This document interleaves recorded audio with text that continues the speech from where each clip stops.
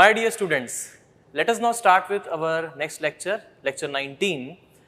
In the last session, in the lecture number 18, we studied with the help of this PPT, and we studied the chapter of conveyance and regulating structures for canals. The issue basically in this board is this, that when I am writing something here and these lights are off, so what happens is, when I write something, this will obstruct your view. The second thing basically is, when I am writing outside this, because the projector light will come only. So because of that, what is going to happen is, this margin will be there, and beyond that margin if I'll go and if I'll draw something else, then you will not be able to see that. Then we have to switch off the light to make you see these things which are written outside the margin. So switching on, switching off, that was an issue. So that's why we do the presentation kind of that particular thing in that format. Okay. In the similar way, river engineering and the dams, spillways and energy dissipators, which contains a lot of diagrams, and you will have the material. So we'll do those chapters also in the same way. All right. Okay. So now we are going to see the questions of the last chapter, conveyance and regulating structures for canals. So let us see those questions. Question number 1. ठीक है, समझ गए? तो पहले वाले में मैंने हिंदी में बताया था कि ऐसा क्यों किया, अभी इंग्लिश में बता दिया ऐसा क्यों किए. ठीक है, अब देखो सिक्स्थ चैप्टर का फर्स्ट क्वेश्चन है, if the channel index at an irrigation outlet is 5/3, setting of an orifice type outlet in order to have proportionality will be. So this is a part of theory, right, where we have seen that channel index is given 5/3 already, an orifice type outlet, and for an orifice type outlet, outlet index is equal to 0.5, and therefore for question number 1, setting is equal to m by n. M by n means outlet index by channel index. Outlet index 0.5, channel index 5/3, giving us 3/10 or 0.3. So that is our answer. So first answer C. Okay.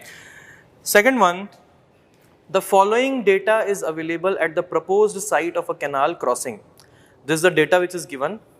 The most appropriate and economical cross drainage work at the above site will be. At the above site. So what we have to do is, we have to plot the RLs first of all. We have to mark it down. The best way I am telling you. The best way is, first of all, SBL. Drainage bed level means what? SBL. So this is SBL, and the value of SBL is 252.2 meter, SBL value. And canal bed level, that is CBL, is 248. So this is CBL, 248 meter. Okay. FSL and HFL. For the drain there will be HFL, and for the canal it will be FSL. So HFL of this is 253.2. So here, somewhere here, HFL of the river 253.2 meter, and full supply level of canal is 253 meter. 253 will lie somewhere here. So I am marking it an extended way, or maybe I can show on this side. Okay, so this will be very clear. So this is this was highest flood level. All right. HFL, and this is highest flood level. This is full supply level, FSL. What is the value of FSL? 253 meter. So these two lines, this one, bold ones, these two lines represent canal bed and canal full supply level. And these two lines, which are not bold ones, these represent the river HFL and river SBL. So you have the RLs, you can plot it, right? So see this, I am drawing a canal now. So for this canal, this is the highest flood level, and this is the canal bed level, CBL. And for the river I can plot, and for the river it is like this. So like this. For a river, this is highest flood level, and this is our bed level. So this is for river, and this is for canal. This is for canal, that is for river. So canal and river are looking like this. Yes. So river, there might be a small river passing through a big canal. A small river passing through a big canal. Simple, not a problem, right? We know that there can be variations in the types of rivers. There may not be a big river, a small drain, a big canal. So that is the case here, not a big issue, right? We have seen that. So बात समझ में आई कि अभी तक क्या क्या बोल गए? ऐसा है कि देखो, ये है कैनाल का बेड लेवल, ये है कैनाल का फुल सप्लाई लेवल. मैंने आरएल को प्लॉट कर दिया जो दिया है, और ये एसबीएल है स्ट्रीम का बेड लेवल, और ये है एचएफएल मतलब रिवर का highest flood level. Obviously canal बड़ा है, रिवर छोटी है. As per the data given discharges देख रहे हो, एक में 2 है, एक में 400 है. ठीक है, कोई बात नहीं, छोटी मोटी रिवर पास कर रही है कैनाल के थ्रू. लेकिन ऑब्वियसली अब कैनाल को हमें नीचे से ही लेकर के जाना पड़ेगा टनल बनाकर. जब कैनाल को नीचे से लेकर के जाते हैं और कैनाल का साइफन बनेगा, कैनाल का साइफन बनेगा, समझ रहे हो कैसा हो रहा है? एक कैनाल है, ठीक है, इस तरीके से, और एक रिवर है ऊपर में ऐसा. तो अब यहाँ पे इसको डिप करना पड़ेगा कैनाल को हमें ऐसे डिप करके लेकर के जाना पड़ेगा. इसके बेस को पूरा नीचे इस तरीके से ऐसा करना पड़ेगा. तो एक स्ट्रक्चर जो हम बनाएंगे that will represent a siphon, an inverted siphon. But we don't say inverted siphon, हम इन्वर्टेड साइफन नहीं, हम सिर्फ साइफन बोलते हैं. टर्मिनोलॉजी में ऐसा है वैसे इन्वर्टेड साइफन. तो जब इस तरीके का कैनाल का साइफन बनता है तो क्या नाम देते हैं उसको? कैनाल का साइफन बनता है तो हम कहेंगे कैनाल साइफन और सिंपली अ साइफन. कैनाल साइफन और सिंपली अ साइफन. साइफन बोलिए, कैनाल साइफन बोलिए, बात एक ही है. अब देख लीजिए कौन सा ऑप्शन इसमें से मैच होता हुआ दिख रहा है. कौन सा ऑप्शन दिख रहा है? सेकंड का डी, अ साइफन. तो सेकंड का answer will be D. Got the point? चलिए आते थर्ड वन इंपॉर्टेंट है. इसलिए इंपॉर्टेंट है क्योंकि इसके 2 आंसर आपको लगते हैं, because it seems as if they are 2 correct answers. But UPSC gave only 1 answer as correct, and I'll tell you the reason also why they gave 1 answer as correct. So understand the third question properly. देखो, the worst condition of uplift on the floor of a siphon aqueduct occurs when? The worst condition of uplift. We have seen the worst condition of uplift are 2 cases. 2 cases हैं worst condition of uplift की. The first case is when the drainage bed is dry. When the drainage bed is completely dry, water table is up to the drainage bed. Water table drainage bed तक आ चुका है. Water table drainage bed तक आ चुका है. Drainage bed completely dry and water table drainage bed तक आ चुका है. ठीक है? तो देखिए वर्स्ट कंडीशन कब होगा अब ये बताना है. पहला कंडीशन जो मैंने आपको बताया. Second condition, the canal runs full, the drainage is dry and there is a huge amount of seepage and that is a 3-dimensional flow. That is not a 2D flow, that is a 3D flow. क्योंकि वहां से हर तरफ seepage होगा, मतलब 3D में imagine करोगे तो वो पूरा 3D फिगर बनेगा, और इसी वजह से उसको 2D में रिप्रेजेंट नहीं किया जा सकता. तो मैंने आपको एक रियल पिक्चर से मैंने आपको समझाने की कोशिश की थी. ठीक है, अब देखिए यहाँ पे क्या है. पहला, uplift on the floor of a siphon aqueduct. देखिए साइफन एक्विडक्ट क्या होता है, पहले तो ये क्लियर कर लेते हैं. साइफन एक्विडक्ट होता है जिसमें कैनाल ऊपर होता है, रिवर नीचे से साइफनिक एक्शन से फ्लो कर रहा होता है. ऐसा, ये ऐसा रिवर का फ्लो होता है इस तरीके से. तो ये हम लोग पूरा कंक्रीट का फ्लोर वगैरह बनाते हैं, पूरा पक्का फ्लोर. तो इस तरीके से रिवर का फ्लो करवाते हैं ऐसा नीचे से. तो इस तरीके के स्ट्रक्चर को बोलते हैं साइफन एक्विडक्ट. ये मैंने रफ स्ट्रक्चर बनाया है. We know, we can see the handouts and see the actual one. So this is how it looks like. इस तरीके से ये दिखाई पड़ता है. चलो, तो अब वर्स्ट कंडीशन की बात करते हैं. तो वर्स्ट कंडीशन में पहला ऑप्शन देखिए, high flood flow in the drainage with canal dry. अगर ड्रेनेज में हाई फ्लड फ्लो हो गया, यहाँ पे हाईएस्ट वाटर लेवल जितना भी जा सकता है या फिर हाईएस्ट डिस्चार्ज जितना भी जा सकता है वो जा रहा है, तो क्या यहाँ से अपलिफ्ट सबसे ज्यादा लगेगा? नीचे से नहीं लगेगा. हमने कल क्वेश्चन भी किया था. Which question did we do? We saw this particular question on page number 117, question number 9, and we got to know that more will be the head of water over the surface, over the floor, the more compensation to the uplift it will give. जितना ज्यादा, ये हमने proof भी कर दिया, हमने question के वजह से समझ भी लिया. तो पहला ऑप्शन तो कभी आंसर हो ही नहीं सकता कि इसमें आप फुल रख के पानी आप बोलोगे कि अपलिफ्ट का इफेक्ट सबसे ज्यादा हो रहा है. नहीं, फिर तो अपलिफ्ट का इफेक्ट कम होने लग जाएगा जैसे जैसे ड्रेन में पानी भरता जाएगा. तो ये अपलिफ्ट को रिड्यूस करने लग जाएगा. करेगा कि नहीं? अपलिफ्ट के इफेक्ट को कम कर देगा. तो पहला तो आंसर हो ही नहीं सकता. वापस आते हैं, दूसरा देखते हैं. Full supply flow in the canal with drainage dry.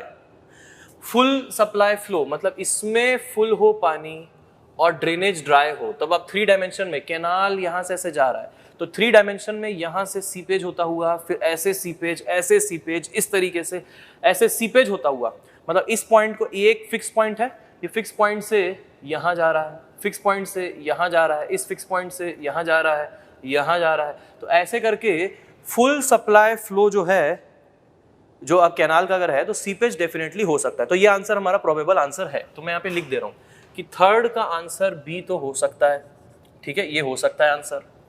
उसके बाद देखिए आगे, high flood flow in the drainage with canal running full, drainage में भी हाई फ्लड फ्लो, कैनाल भी रनिंग फुल, तो comparative to the previous one can this be your answer? No, क्योंकि इसमें जो सीपेज के लिए हेड डिफरेंस बचेगा वो कम बचेगा, क्योंकि अगर मान लीजिए इसमें आप फुल फ्लो करवा रहे हैं तो जो head difference between the canal and this, इसका energy line, total energy line का जो आप देखोगे डिफरेंस, वो हो जाएगा कम, तो सीपेज की इंटेंसिटी होगी कम।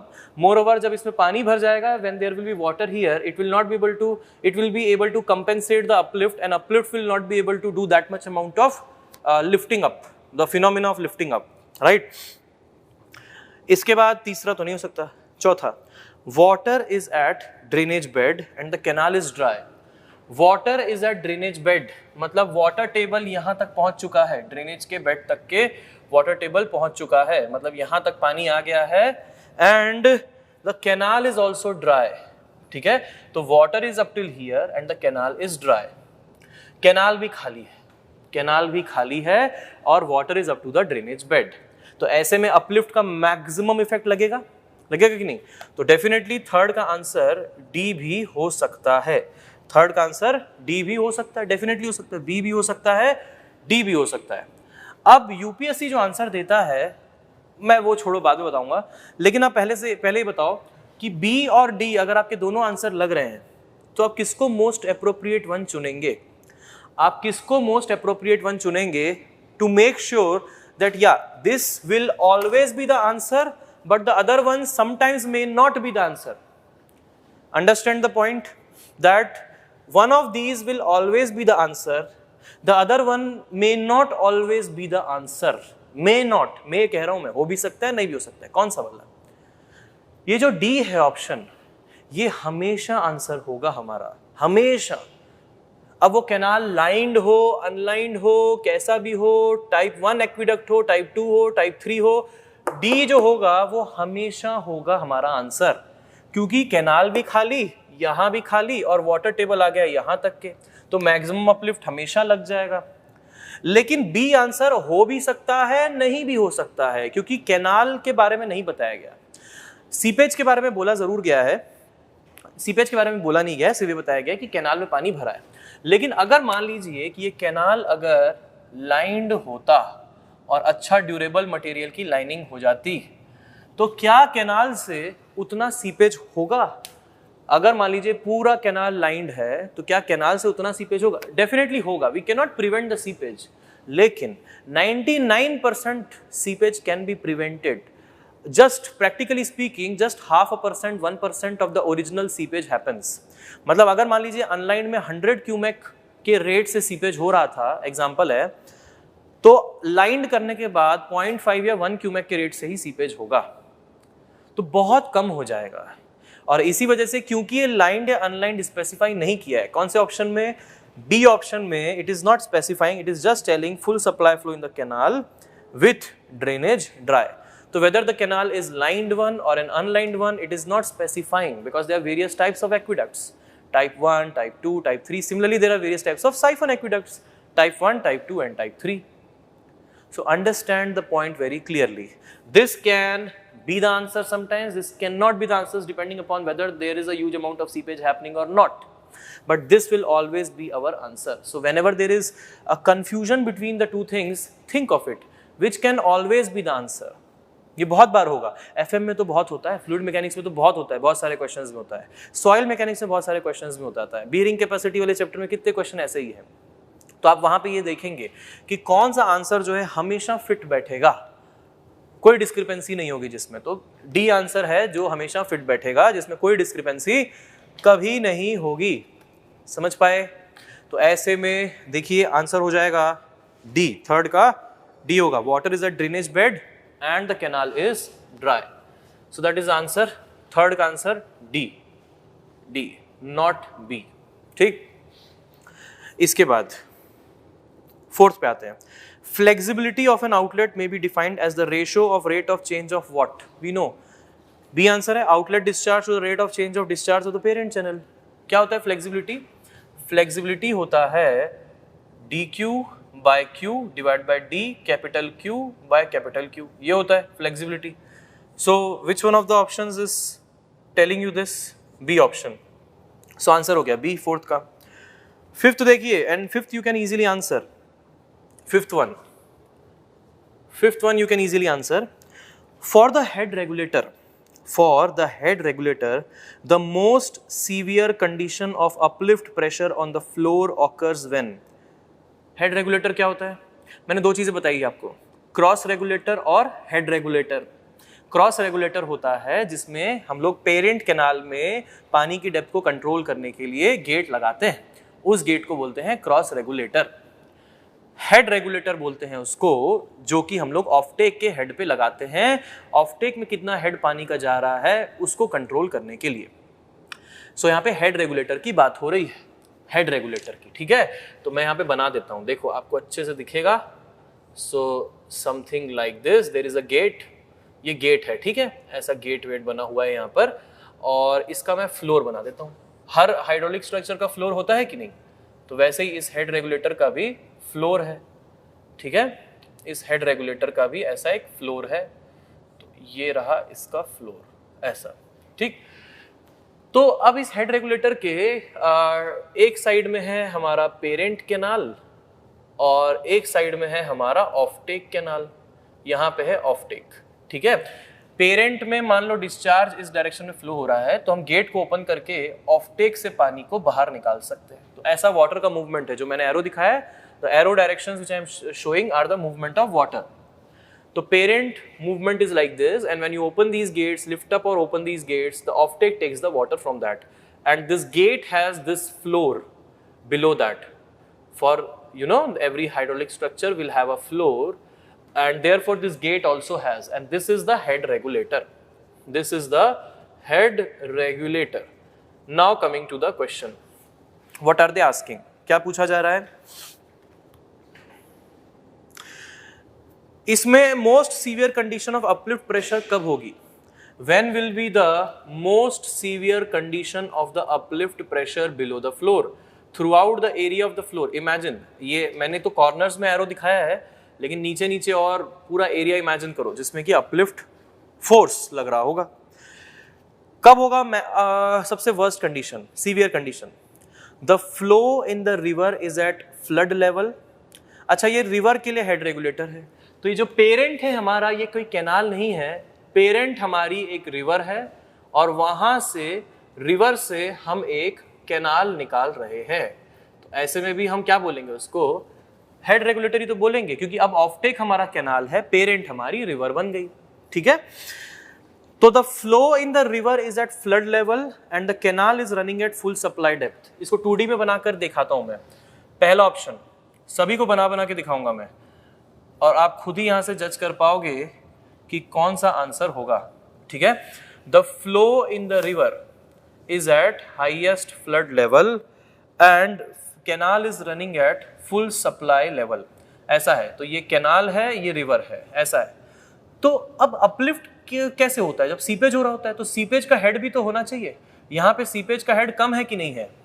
The head causing the seepage is lesser, and therefore the seepage discharge is lesser, therefore the uplift pressure which is being caused due to the difference in the pressure, difference in the head is also less. तो पहला वाला होता हुआ दिख नहीं रहा है। Compare करो बाकियों से भी, देखो B, the canal runs dry and the river flow is at high flood level। मतलब दूसरा केस क्या है? दूसरा केस है इस तरीके का जिसमें कि ये HFL पे है रिवर और कैनाल पूरी तरीके से खाली है। इस केस में हमारा H बहुत बड़ी वैल्यू देगा कि नहीं? H बहुत बड़ी वैल्यू, क्योंकि ये हाईएस्ट है और वो 0 है, तो ऐसे में सीपेज सबसे ज्यादा हो जाएगा। सेकंड एक आंसर लगता तो है, लेकिन हाँ डेफिनेटली हमें बाकियों से भी कंपेयर तो करना पड़ेगा। सी ऑप्शन देखिए, सीधा C option.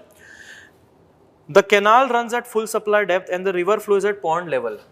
Remember, pond level is a normal level during non-monsoon period. Monsoon period में highest flood level होता है, non-monsoon period में एक normal pond level या normal pool level होता है जो कि HFL से कम होता है. ये है HFL. फिलहाल C ऑप्शन जो है वो उसमें पॉन्ड लेवल बताया गया है और ये बताया गया है फुल सप्लाई लेवल. इसमें भी जो हेड डिफरेंस होगा ये काफी कम आएगा कि नहीं? ये भी हेड डिफरेंस बहुत कम होगा. Normal pool level non monsoon periods में जो पानी का लेवल होता है उसको बोलते हैं नॉर्मल पूल लेवल. मॉनसून में जो आता है वो होता है हाईएस्ट फ्लड लेवल, वो भी वर्स्ट मॉनसून वाला. इसके रिटर्न पीरियड वगैरह हाइड्रोलॉजी में भी कैलकुलेट करते हैं अपन. ठीक है, तो ऐसा मत समझना कि एक इरिगेशन इंजीनियरिंग में सब्जेक्ट में ही सब कुछ होगा, नहीं. कुछ पार्ट इसका OCF में जाएगा, है ना. हर सब्जेक्ट इंटरलिंक्ड है, जैसे सिविल इंजीनियरिंग पूरी इंटरलिंक्ड है. आप हर चीज एक ही सब्जेक्ट में नहीं पढ़ेंगे, छोटे छोटे पार्ट्स में डिवाइड कर दिया गया है ताकि आप अच्छे से समझ सकें. तो जो पानी वाले सब्जेक्ट्स जैसे OCF है, फ्लूइड मैकेनिक्स है, इरिगेशन है, एनवायरनमेंट है और हाइड्रोलॉजी है, ये पांचों सब्जेक्ट्स पूरे वाटर को कवर कर लेते हैं. वाटर से रिलेटेड जितनी भी चीजें होती है हर चीज को कवर कर लेते हैं ये पांचों के पांचों सब्जेक्ट्स. तो जैसे फॉर एग्जांपल हाइड्रोलिक जंप वगैरह के बारे में आप पढ़ोगे OCF में, जहाँ पे आप समझ पाओगे. स्टैंडिंग वेव क्या होता है वो समझोगे वहाँ पे.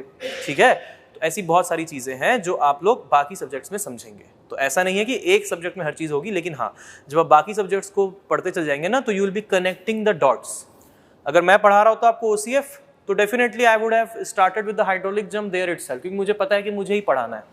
लेकिन there is a dedicated faculty to teach you open channel flow, है ना. तो भाई उनका काम है, वो उनको उनका काम करने देते हैं अपन, उनके काम में बीच में दखल नहीं देते. ठीक है, चलो देखते हैं. डी ऑप्शन देखो, the canal runs dry and the river flow is at pond level. तो ये देखो, द कैनाल इज ड्राई, तो कैनाल ड्राई है and the river flow is at normal pond level. इसमें भी हमको एक अच्छी खासी H की वैल्यू दिखेगी, इसमें भी एक H की वैल्यू अच्छी खासी मिलेगी. लेकिन जो सबसे ज्यादा H की वैल्यू मिलेगी वो कहाँ मिलेगी? वो मिलेगी हमारे B केस में, जहां पे सीपेज सबसे ज्यादा होगा और अपलिफ्ट प्रेशर भी सबसे ज्यादा प्रोड्यूस होगा due to a large difference in the heads. So this is out of the 4 cases given, this is the most severe condition and thus this will be our answer. तो मैंने आपको H की value से समझा दिया, जिसमें H की value ज्यादा है आपका आंसर वो होगा, बात ही खत्म. जिसमें H की वैल्यू ज्यादा है, हेड डिफरेंसेस ज्यादा हैं, वो आपकी आंसर हो जाएगी. ठीक है, ऑल राइट. ये हो गया क्वेश्चन नंबर 5. क्वेश्चन नंबर 6 देखिएगा, सिंपल है. Canal drop, canal escape, canal cross regulator, canal outlets. Match कराना है control of flow depth, control of bed grade, control of full supply level and control of discharge. तो आप लोग तो निकाल भी चुके होंगे. आंसर है इसका डी. क्या है आंसर? है इसका डी. 6th का थ्योरी में पढ़ चुके हैं, तो 6th का आंसर है D. We have seen that in theory, so answer is D. 7th, the sharp corners in the cross section of a canal are rounded. Are they? लिखा है sharp corners in the cross section of the canal are rounded. करते हैं rounding? करते हैं, बिल्कुल करते हैं, सही बात है. तो first statement is correct. Second one, the corners may not become the zones of stagnation. I have told you this already in the design of canals chapter, that yes, the sharp corners, if we tend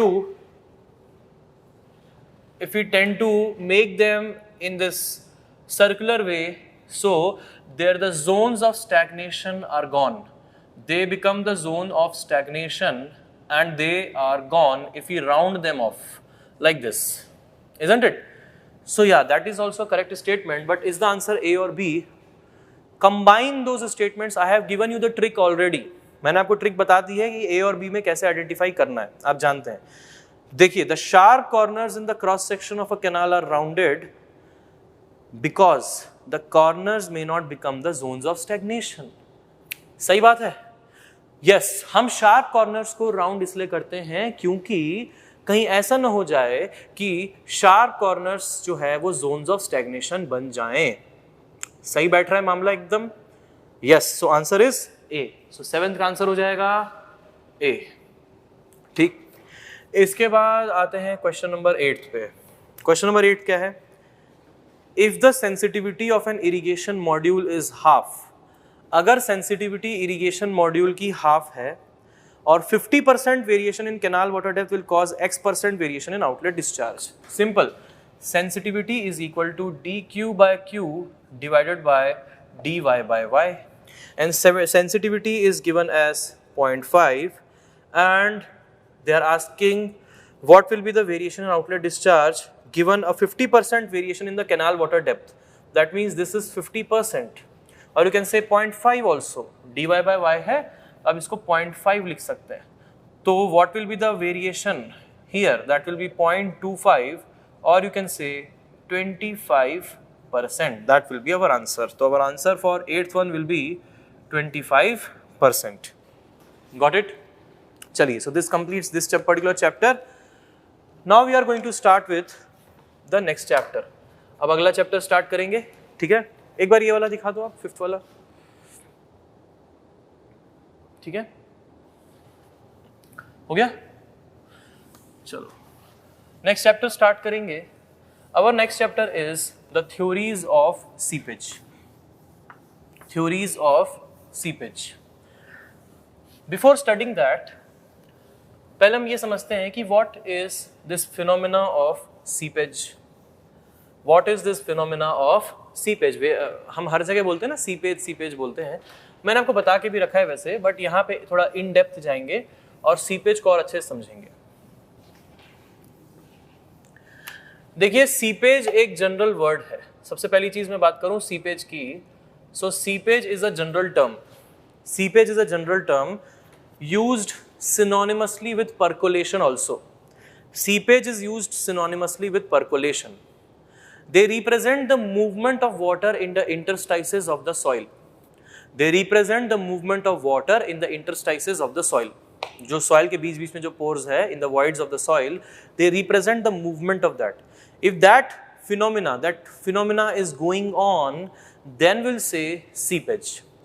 देखिए, अगर पानी सिर्फ पड़ा हुआ है, अगर पानी सिर्फ रखा हुआ है कहीं पे सॉइल के अंदर और वो मूव नहीं कर रहा है, तो there won't be, we won't call it as a seepage. For the seepage phenomena is a phenomena which tells you that something is happening. कुछ हो रहा है. क्या हो रहा है? मूवमेंट ऑफ वाटर हो रहा है. उस फिनोमिना को सीपेज कहा जाता है. जैसे हम लोग बोलते हैं कि हमारी दीवारों में सीपेज होता हुआ दिख रहा है, तो बाहर से पानी अंदर सीप करता हुआ वॉइड्स के थ्रू, क्रैक्स के थ्रू अंदर आ रहा है, तो that phenomena is referred as seepage. बरसात के बाद सीपेज हो गया, मतलब सीपेज का फिनोमिना हो गया बरसात क्योंकि खत्म हो गई. समझे? तो सीपेज जो है वो movement of water through the interstices of the soil है. वैसे ये होता 3D में है, ऑब्वियस सी बात है, लेकिन हम लोग इसको बेटर वे में, ईजियर वे में रिप्रेजेंट करने के लिए 2D के फॉर्म में रिप्रेजेंट करते हैं. I won't say it as a better way, but yeah it will be definitely an easier way. Flow diagrams बनाते हैं, फ्लो नेट जिसको कहते हैं, जिसमें कि फ्लो पाथ होता है, फ्लो चैनल्स जिसको बोलते हैं. Flow channels are made up of flow lines and there will be equipotential drops there. That is how we represent in soil mechanics. In the soil mechanics, in the theories of seepage chapter, soil mechanics में भी seepage theory का chapter है, और यहाँ भी हम लोग seepage theory ही पढ़ रहे हैं. फर्क क्या है फिर दोनों में? Soil mechanics में जो seepage theory वाला chapter है, उसमें आप basically focus करेंगे Darcy's law पे. Darcy's law क्या है? Darcy's law simply है कि भाई जो velocity flow through the soil होता है proportional to hydraulic gradient होता है. The velocity of flow through the soil is proportional to the hydraulic gradient. ठीक है, between those 2 points in between which the seepage is happening. So that is a theoretical way, and in that there are various assumptions, such as we have assumptions like the soil should be homogeneous, isotropic, semi-infinite, and these cases in the soil जो movement होना चाहिए वो laminar है, तो ये सब assume कर लेते हैं. तो वो theoretical तरीका है, that is a theoretical way of understanding. But the practical design of the floor or a foundation, is done by various researchers. कुछ researchers ने सीपेज फिनोमेना को प्रैक्टिकली बताने के लिए कुछ थ्योरीज डेवलप करी. उन थ्योरीज को हमको पढ़ना है. अब ये जो थ्योरीज हैं, इसमें से जो मोस्ट प्रैक्टिकल थ्योरी है, जिसमें एजम्पशंस लीस्ट लगते हैं और एक्यूरेसी मैक्सिमम होती है और वर्ल्ड वाइड यूज होती है, that theory is, my dear friends, the Khosla's theory of seepage. That is the Khosla's theory of seepage. That is the most intensive, extensive theory which is proposed by Khosla after doing 17 years of research. Khosla and his team of 6 more members, उन्होंने जो journal लिखा है अपना, उसमें total 7 लोगों के नाम है. एक खोसला, A.N. खोसला तो हैं ही, उनके साथ साथ 6 लोग और हैं. इतनी बड़ी टीम, हाईली लर्नेड और highly you can say experienced लोग, इन्होंने इस पर्टिकुलर थ्योरी को डेवलप किया, प्रपोज किया. Of course, the head was the Khosla. That is why we say it as the Khosla's theory. But Khosla had his associates also, and they rigorously analyzed this for a period of 17 years and developed a theory. And that Khosla's theory is practically used nowadays for the design of these foundations or the floors below the hydraulic structures. कोई भी hydraulic structure ले लो, चाहे dam ले लो, चाहे आप कोई barrage ले लो, head regulator जैसे भी देख रहे थे उसके नीचे का फाउंडेशन बताया वो ले लो, तो खोसलास थ्योरी ऑफ सीपेज ही यूज होता है इन सब के नीचे के फाउंडेशन को डिजाइन करने के लिए, कि थिकनेस कितनी होनी चाहिए, मटेरियल कौन सा होना चाहिए, अपलिफ्ट कितना प्रोड्यूस हो रहा है, सीपेज हेड कितना आ रहा है, उससे आपको काउंटर करने के लिए क्या करना चाहिए.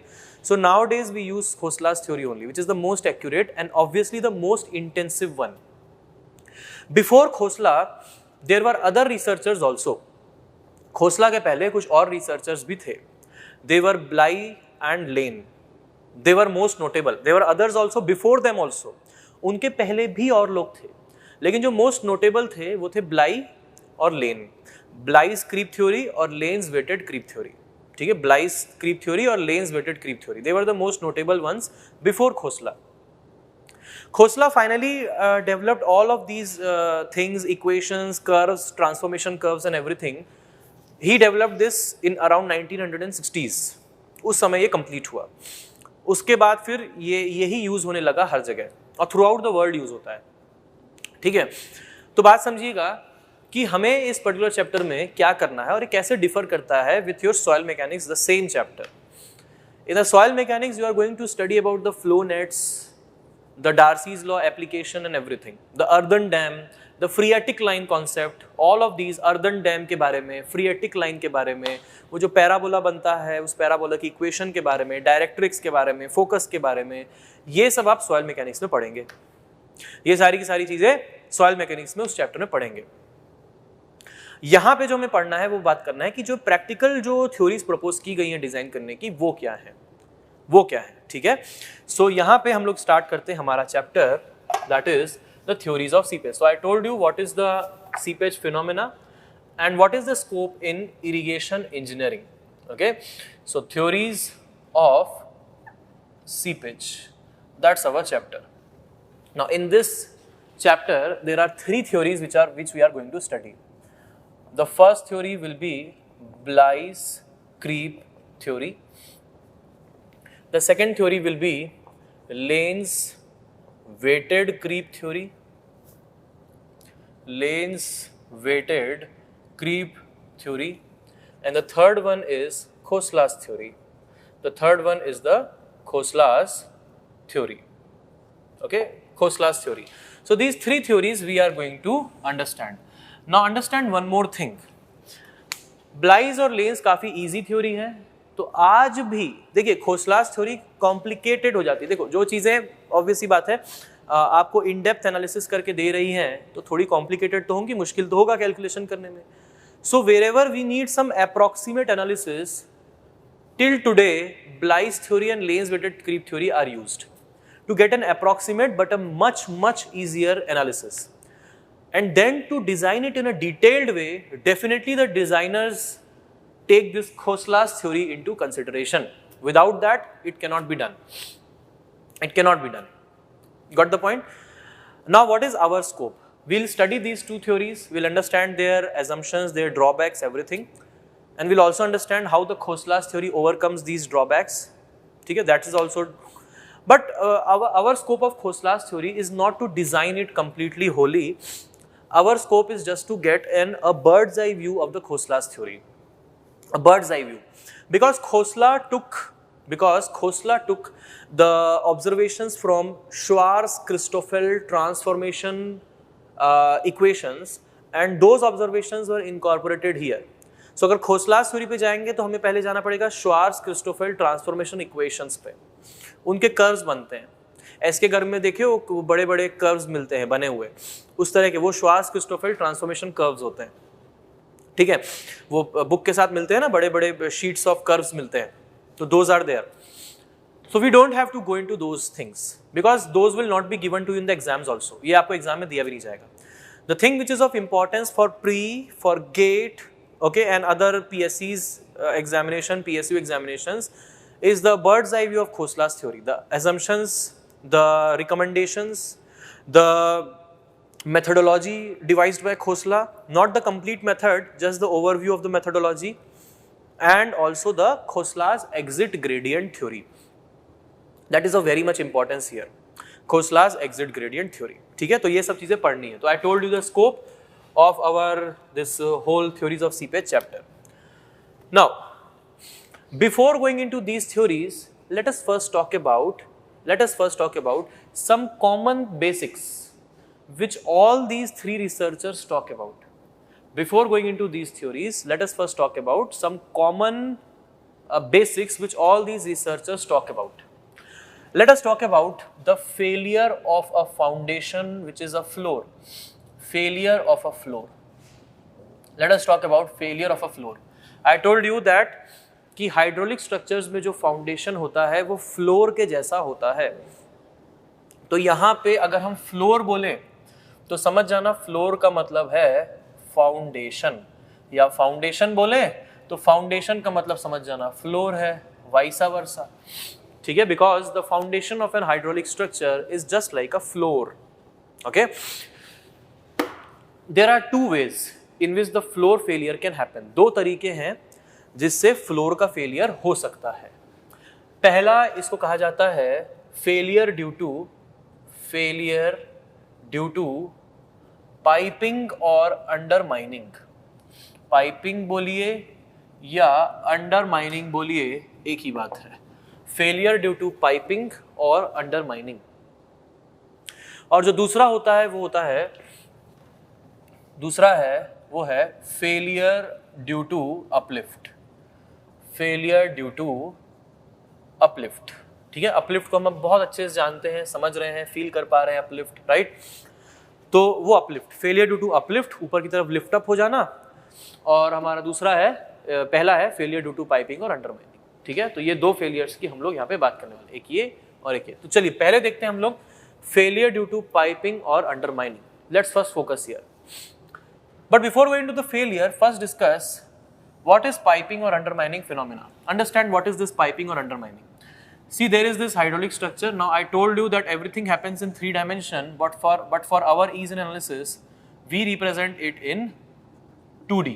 Okay, so this is our hydraulic structure. This may be a weir, this may be a barrage, this may be a regulator, gates, anything. And on the upstream and the downstream side of this hydraulic structure,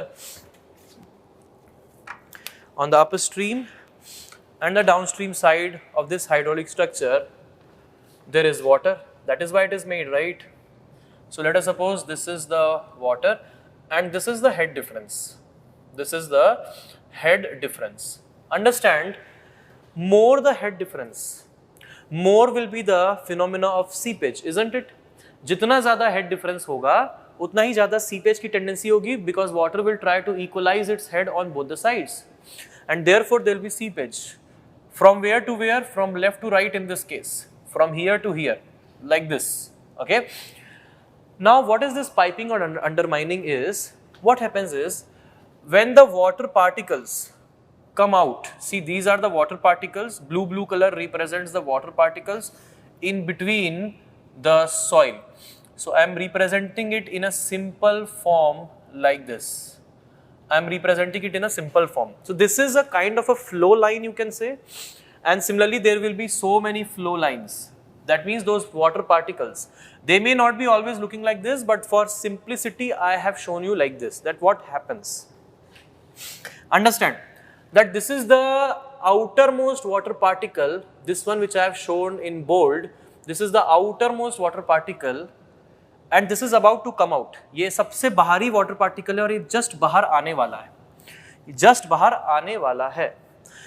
जब ये soil के बाहर आने वाला होगा तो इसके पास कुछ ना कुछ एनर्जी होगी, एनर्जी होगी तभी ना मूवमेंट हो रहा है। मूवमेंट हो रहा है मतलब एनर्जी है, नहीं तो एनर्जी नहीं होती तो मूवमेंट ही नहीं होता, वहीं पे रहता। तो it will have some amount of energy here, it will have some amount of energy here. तो एनर्जी तो होगी। अब हमें ये देखना है कि एनर्जी कितनी है, how much energy it possess. Got the point? Now when it comes out, if it has a large amount of energy and it comes out through the soil particles, so it is something like this. I'll show you after zooming this. देखिए, these are the soil particles. This black color represents the soil particles and this is the water particle which is trying to come out. So this is the, ये water को दिखाने के लिए थोड़ा बड़ा दिखा देता हूँ just to ensure that you are able to see it properly, and this particle tries to come out. If it has sufficient amount of energy, then it will displace these soil particles on the downstream side, and also if it has sufficient amount of energy, along with water, these particles can also come out. These particles can also come out. The water will push these particles because it has energy, and these particles can also come out, and that's how the displacement of the soil particles will also happen. When the displacement of the soil particle here will happen, when the displacement of soil particle here will happen, there will be a hollow space.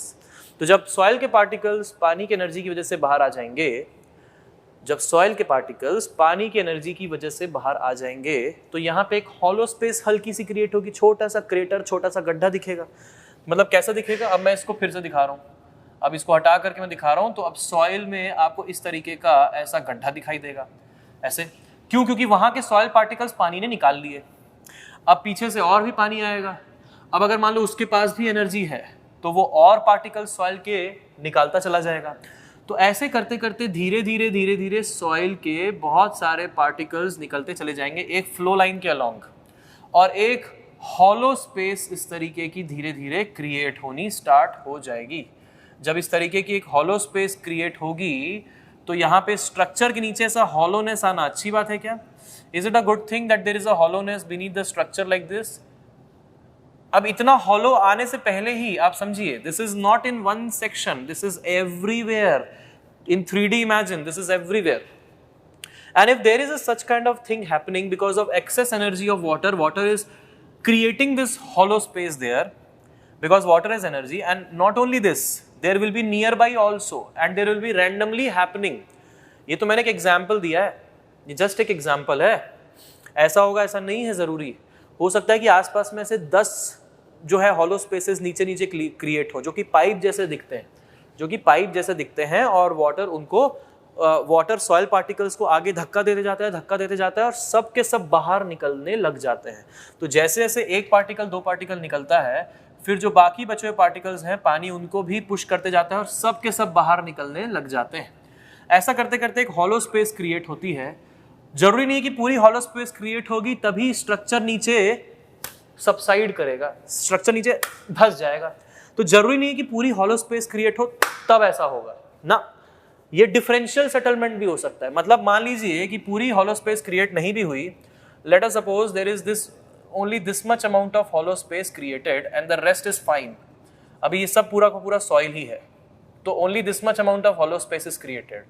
A part of the structure will experience hollowness and therefore there will be nothing here, this is a hollow.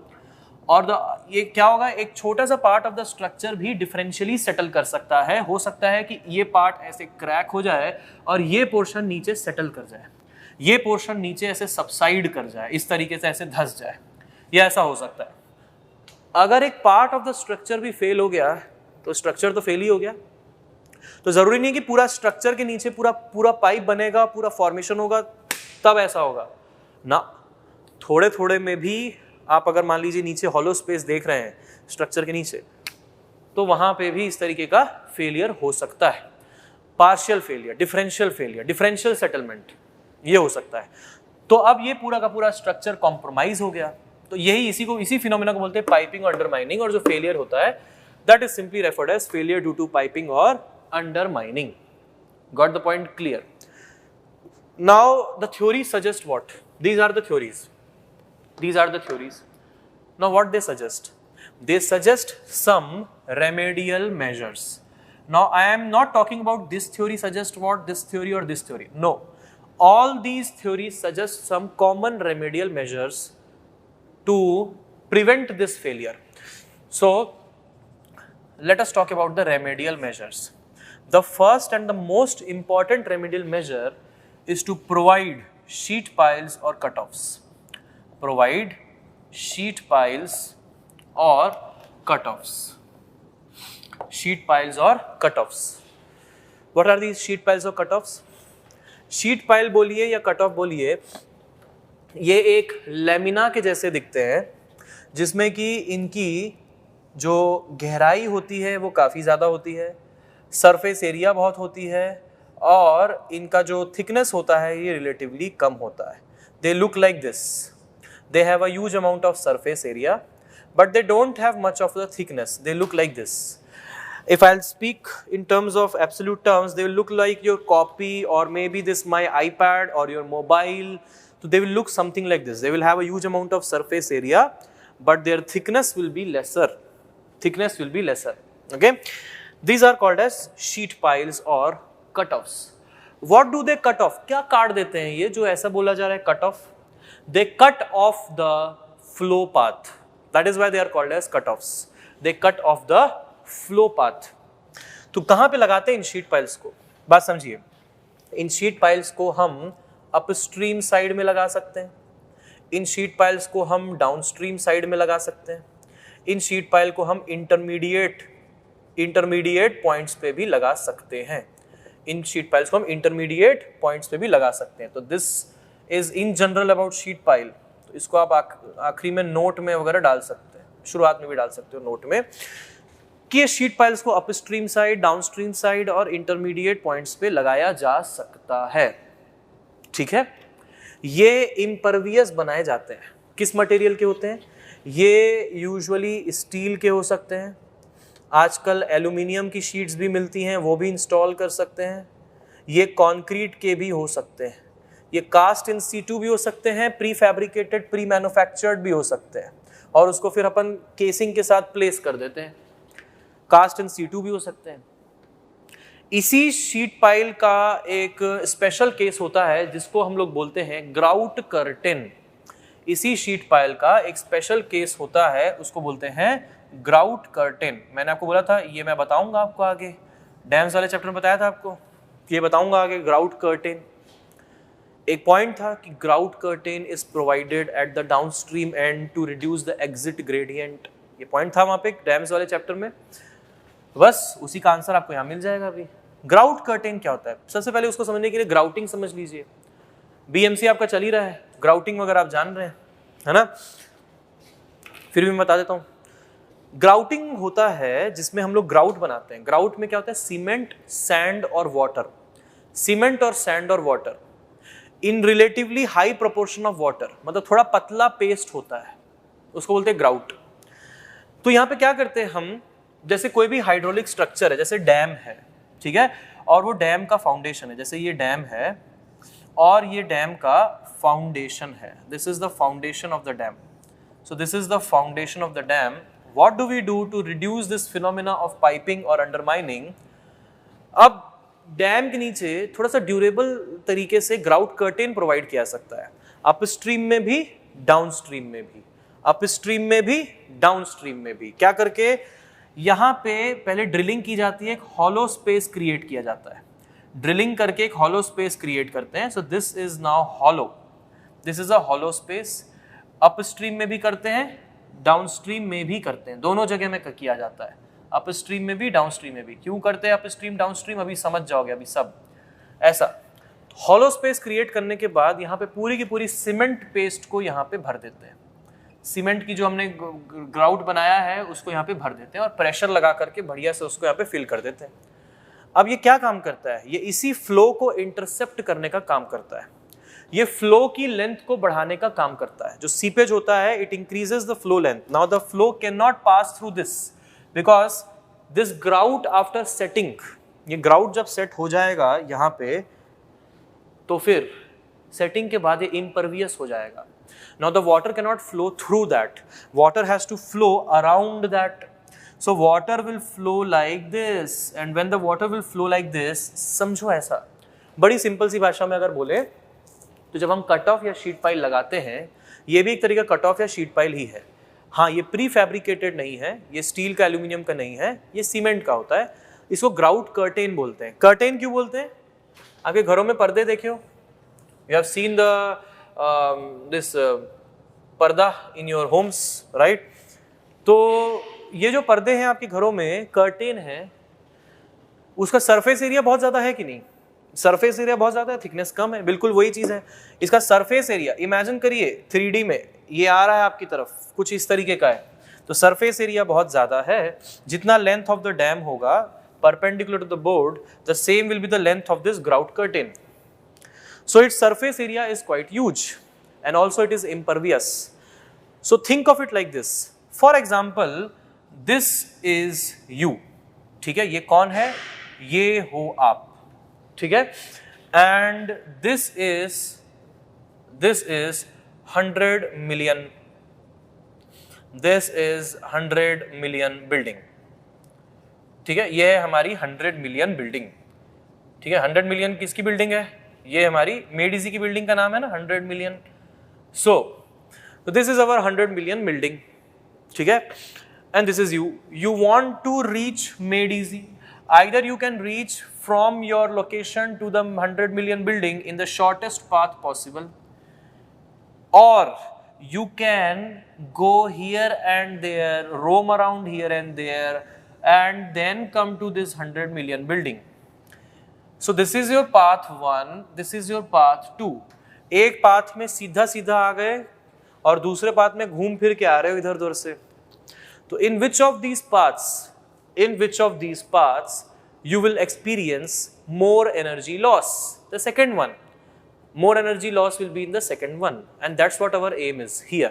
Our aim is not here, this thing, कि energy loss करवाना. In this case, one would be better. But in this case, if we have a diversion and the flow is not happening along the shortest path, rather it is moving here and there and then reaching out, then coming out, then it is a better case because it loses more energy, and since it loses more energy, the energy at the exit reduces. The energy at the exit is represented in the form of the exit gradient.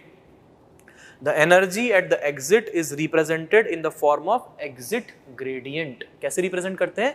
Exit gradient. कैसे लिखते हैं वो थोड़ी देर के बाद बताऊंगा मैं, लेकिन अभी के लिए समझो जो एनर्जी होती है उसको ग्रेडियंट के फॉर्म में रिप्रेजेंट करते हैं, और वो एग्जिट ग्रेडियंट कम हो जाता है जब हम इस तरीके का या तो ग्राउट कर्टेन, ग्राउटिंग कर दिया हमने, या फिर हम शीट पाइल लगा दें, एल्यूमिनियम स्टील की शीट पाइल लगा दें, कंक्रीट की शीट पाइल लगा दें, ग्राउट कर्टेनिंग कर दें, तो एग्जिट ग्रेडियंट कम हो जाता है।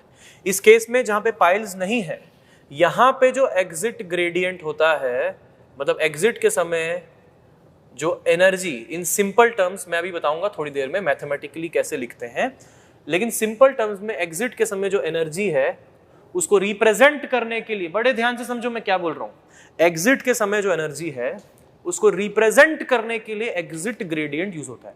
उसकी वैल्यू एग्जिट ग्रेडियंट नहीं होती है, उसको रिप्रेजेंट करने के लिए एग्जिट ग्रेडियंट होता है।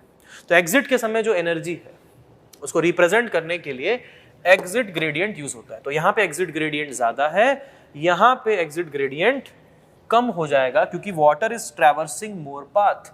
Since it is traversing more path, it will lose more energy, and therefore energy at the exit will come down. And when energy at the exit will come down, the phenomena of piping will not be caused if designed properly. अगर ढंग से design किया गया है तो piping नहीं होगी। ढंग से डिजाइन करने के लिए यही तो है थ्योरीज, अच्छे से डिजाइन करने के लिए we have these theories, right? So with the help of these theories, we are going to design. So this is the first remedial measure. What is the first remedial measure? To provide sheet piles or cutoffs at which end? At maybe you can provide at the downstream end, and you can also provide at the upstream end. ठीक है, ये general बात कर रहा हूँ मैं, फिर बात करेंगे खोसला ने क्या बोला, ब्लाई और लेन ने क्या बोला, वो बात की बात है। अब उसके बाद दूसरे की बात करते हैं। दूसरा फेलियर कौन सा है? दूसरा रेमेडियल मेजर कौन सा है? पहला रेमेडियल मेजर मैंने बता दिया, प्रोवाइडिंग शीट पाइल्स और कट ऑफ्स। दूसरा है, आप खुद ही सोचो तो, दूसरा तरीका पाइपिंग को कम करने का क्या होगा? क्या लग रहा है? लेंथ को बढ़ाना है। मैंने कहा लेंथ ऑफ द फ्लो को बढ़ाने के लिए हमने पाइल्स लगा दी, शीट पाइल्स। इंटरमीडिएट भी लगा सकते थे, तो देखेंगे अभी थ्योरी में आने के बाद। दूसरा तरीका क्या हो सकता है? दूसरा तरीका हो सकता है कि हम यहाँ पे लेंथ ऑफ द फ्लोर को बढ़ा दें, increase the length of the floor, increase the length of the floor. That means, think about it. If this is your hydraulic structure and this is your floor length, let us suppose the floor length is L. This is the hydraulic structure, this is the floor length L. So there is this path, flow path, that is like this. More energy available at the exit. More energy available at the exit. That means water is just about to exit and it has more to lose because it contains more. It has more energy, so it will lose more energy. ज्यादा पैसा होगा तो ज्यादा खर्च कर सकते हो, कम पैसा होगा तो कम खर्च कर पाओगे, सिंपल सी बात है। If you have more money, you can spend more. If you have less money, you can spend less. Simple. In the similar way, if we increase the length and the same hydraulic structure is there, and if we increase the length, let us suppose L dash, I have increased the length. Now the water while traversing, it will lose more energy and before coming out, exit gradient मतलब बाहर निकलने के just पहले जो energy होगी वो क्या होगी? अब कम हो जाएगी। तो शायद उसके पास उतनी एनर्जी ना हो कि वो सॉइल के पार्टिकल्स को बाहर निकाल सके। तो this can also be a remedial measure, you can increase the length of the floor. So failure due to piping is the first failure which can be prevented by either of the two measures. First one, providing sheet piles or cutoffs, and the second one is increasing the length of the floor. Increasing what? Increasing the length of the floor. Okay, चलो पहले हम इतना लिख लेते हैं और उसके बाद फिर हम अपलिफ्ट पे आएंगे, नेक्स्ट पे। ठीक है, चलो पहले इतना लिखेंगे। Let us start writing. Give the heading, theories of seepage. चलो लिखो theories of seepage.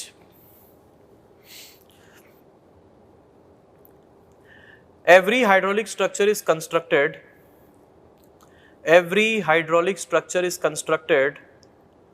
over a foundation or a floor.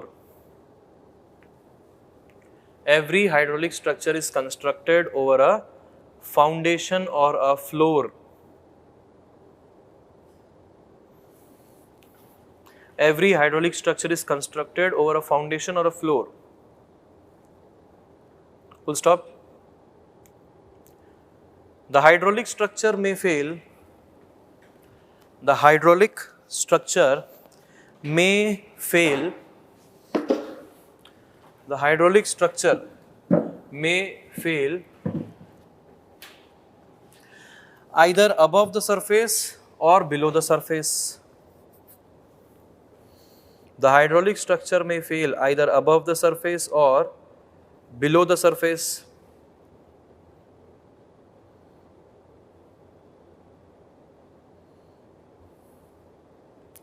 Full stop. Subsurface failure is due to the water seeping below. Subsurface failure is due to the water seeping below. Subsurface failure is due to the water seeping below the base of the foundation, seeping below the base of the foundation, which generates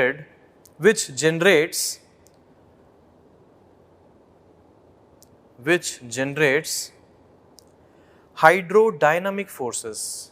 Which kind of forces? Which generates hydrodynamic forces. देखिए movement of water को seepage कहते हैं। अगर पानी move कर रहा है तो हाइड्रोस्टैटिक फोर्स नहीं, हाइड्रोडायनामिक फोर्स लिखेंगे हम। So which generates hydrodynamic forces. Change the line and write. Change the line and write. The subsurface flow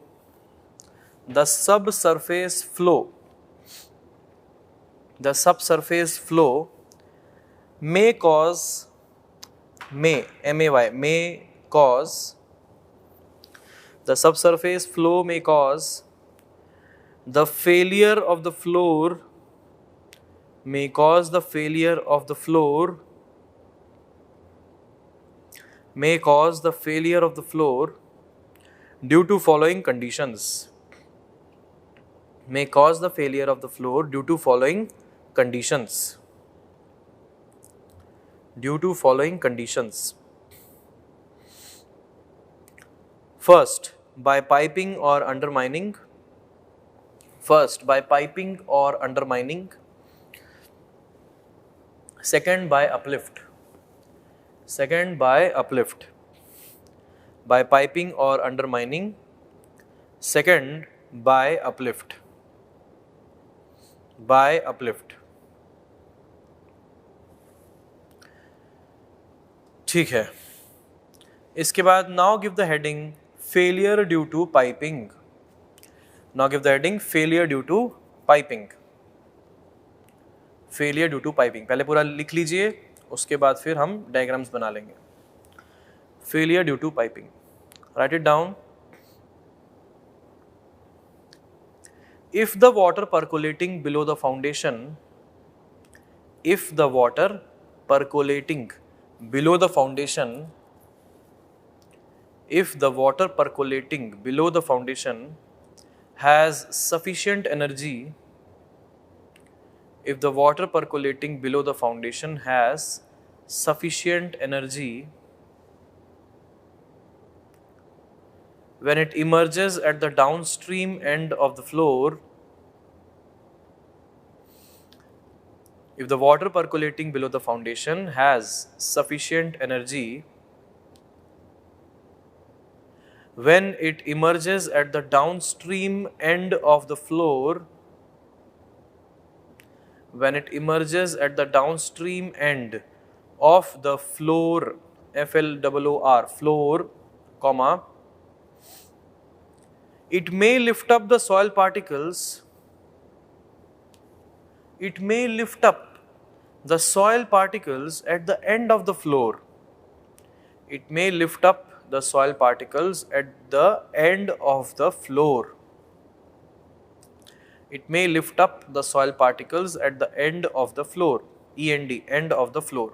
Full stop. This process of erosion extends backwards. This process of erosion extends backwards. This process of erosion extends backwards towards the upstream side. कहाँ से पहली बार जो soil particle निकलेगा, कहाँ का निकलेगा? Downstream का. धीरे धीरे फिर अपस्ट्रीम वाले भी खसकते खसकते आएंगे और आगे बढ़ते बढ़ते डाउनस्ट्रीम से ही निकलेंगे सारे के सारे, क्योंकि वाटर का फ्लो डाउनस्ट्रीम साइड की तरफ है. तो this process of erosion x tends backwards towards the upstream side and results in the removal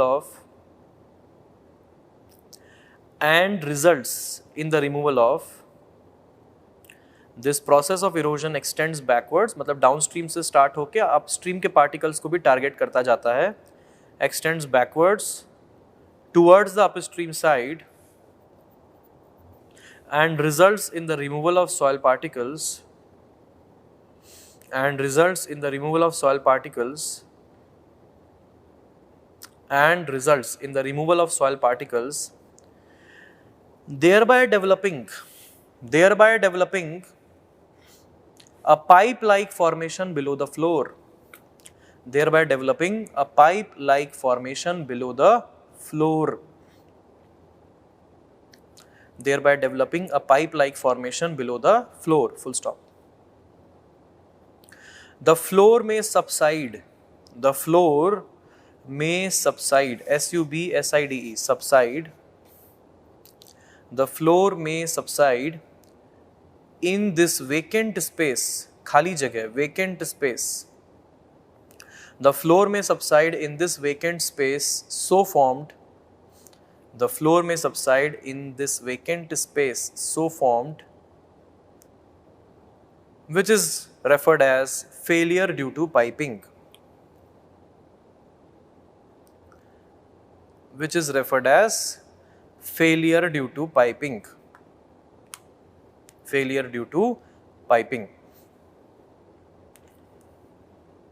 Full stop. Various theories of seepage, अलग अलग जो theories of seepage हैं, various theories of seepage propose the following remedial measures.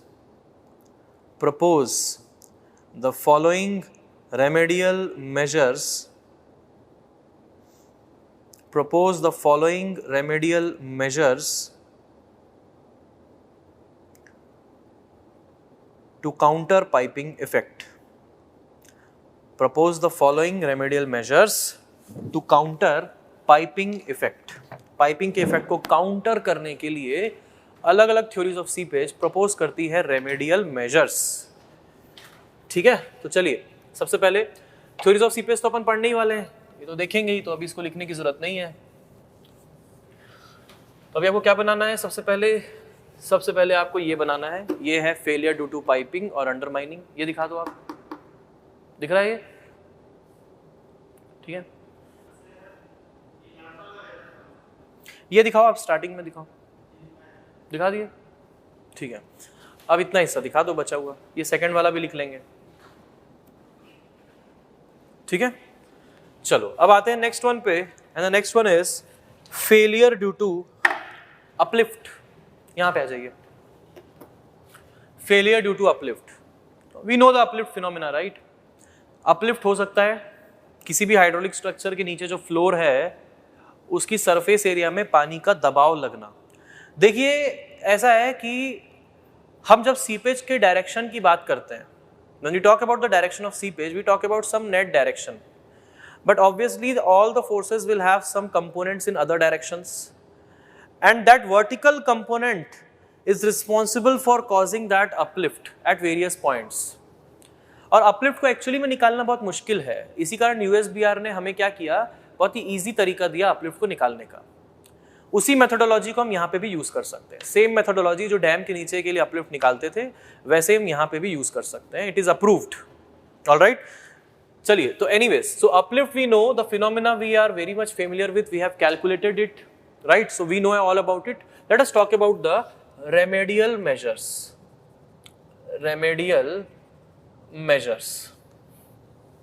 The first remedial measure, my dear friends, is to increase the weight. Increase the weight, not the length, the weight, by increasing, not the length, by increasing the thickness. Increase the weight by increasing the thickness of the floor. This is the first remedial measure. What is the first remedial measure? Increase the weight by not increasing the length, increasing the thickness. Why we are increasing the thickness and not the length? Understand. Increasing the length may serve the purpose of reducing piping, definitely. Length को बढ़ाने से हमारा piping definitely reduce होगा क्योंकि flow path बढ़ गया. लेकिन uplift flow path पे थोड़ी, टोटल सरफेस एरिया पे डिपेंड करता है. तो अगर मान लीजिए हम वेट बढ़ाने के लिए लेंथ बढ़ा दिए, तो इन दोनों केसेस को सोचिए.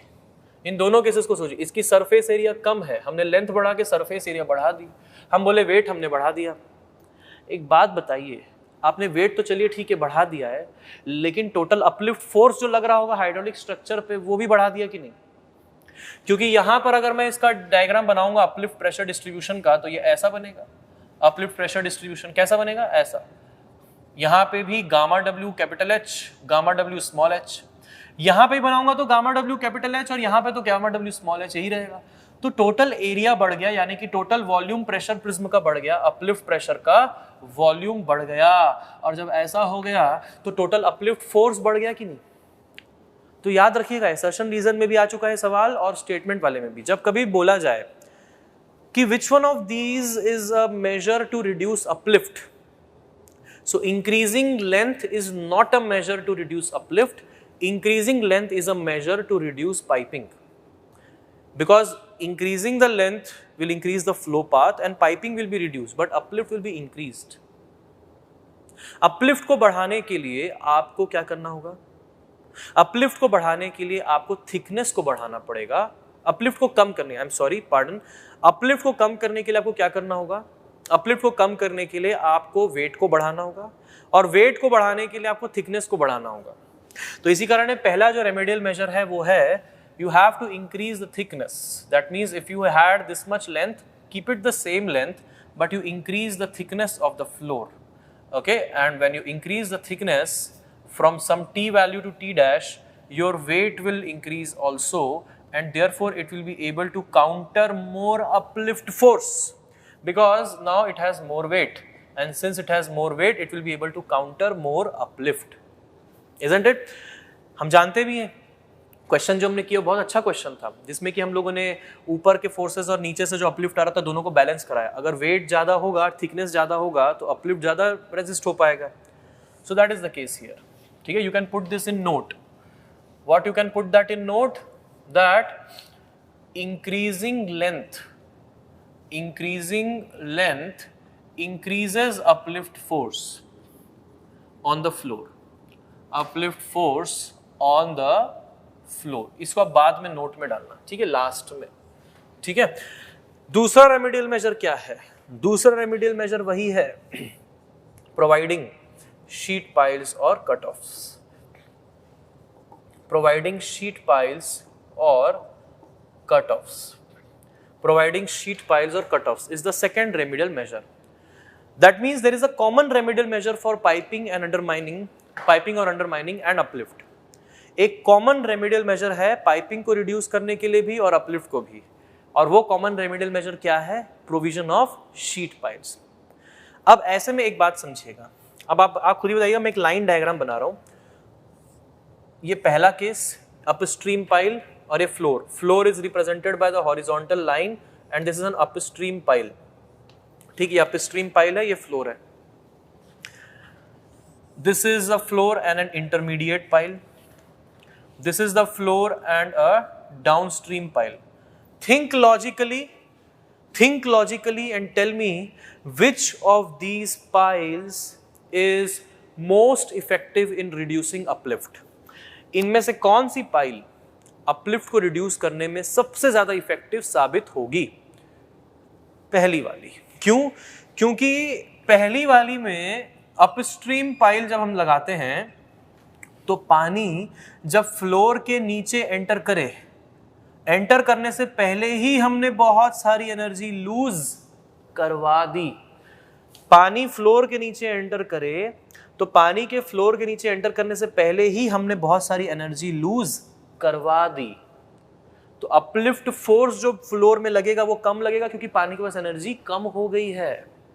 सिमिलरली यहां पे भी वैसे ही देखो, उसी पैटर्न में अगर सोचोगे और ये रहेगा हमारे पास फ्लो, पानी के एक अप्रोक्सीमेट फ्लो का तरीका, तो इसमें क्या स्टार्टिंग से ही कम हुआ कि बाद में जाकर के कम हुआ? बाद में जाकर कम हुआ. तीसरा केस, यहां पे लास्ट में जाकर कम हुआ क्या? यहां पे लास्ट में जाकर कम हुआ, यहां पे स्टार्टिंग में ही कम हो गया. Which one is the best case? This one is the best case.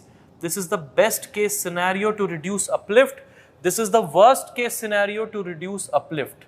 Not for piping. Don't get confused. Piping के लिए तो सब बहुत अच्छे हैं, क्योंकि पाइपिंग कहां पे होती है? बात समझो बड़े ध्यान से. पाइपिंग होती है आखिर में जाकर, लास्ट में. Piping happens at the end. So before that end point, if you add anything, whether it is an upstream pile or intermediate or a downstream, it will be effective obviously. But uplift starts happening from the starting point itself.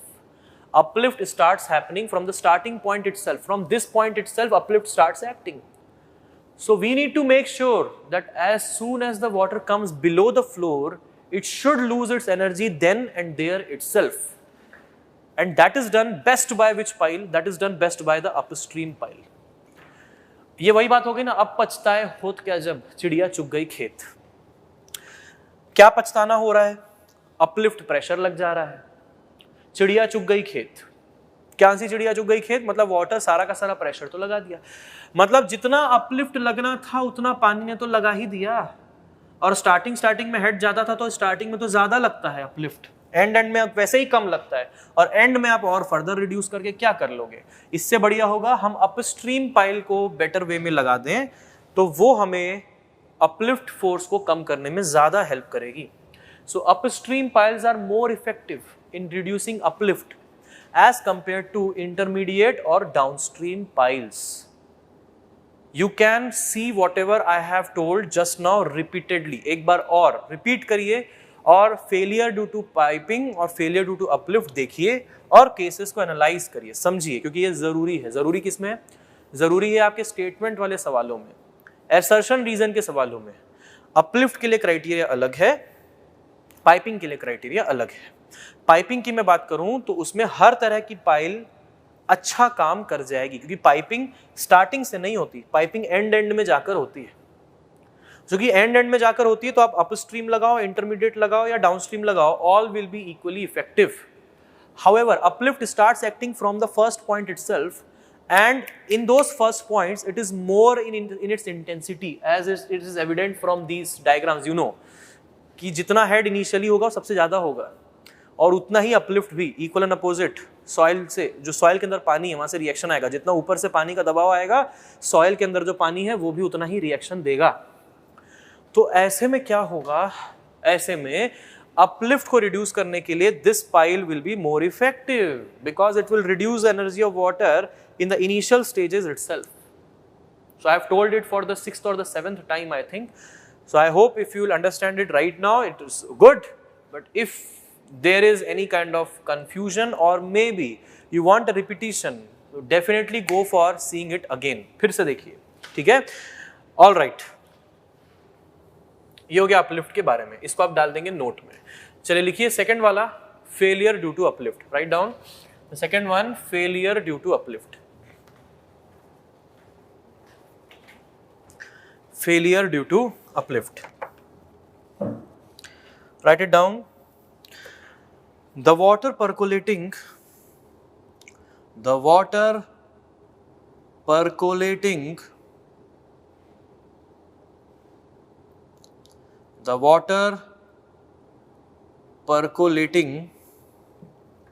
below the foundation, the water percolating below the foundation exerts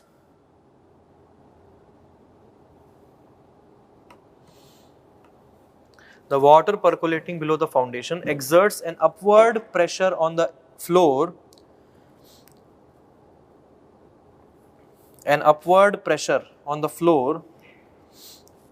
which is known as uplift pressure. Which is known as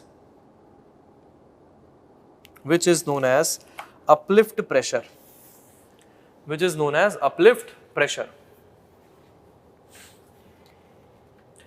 If the uplift pressure is not reduced,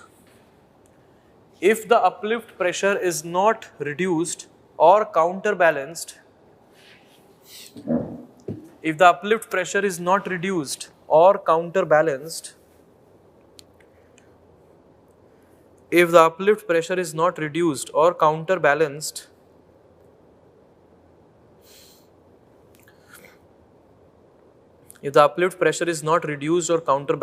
comma, the floor may fail. Floor हो सकता है fail. Full stop. Change the line and write. Following steps are taken to prevent the uplift failure. Following steps are taken to prevent the uplift failure. Following steps are taken to prevent the uplift failure. ठीक है, पहला और दूसरा. अब इसमें मैं पूरा लिख दे रहा हूं. Providing sheet piles or cutoffs in the upstream side. On the upstream side. On the upstream side. Upstream side. Okay, because this is the best one and these are not the good ones. Okay, if you want to reduce uplift, the best one is the upstream pile. So पहला लिख लीजिए, दूसरा लिख लीजिए, ठीक है. Note में इसको डाल देंगे, पूरा दिख रहा है ना आखिरी तक? ठीक.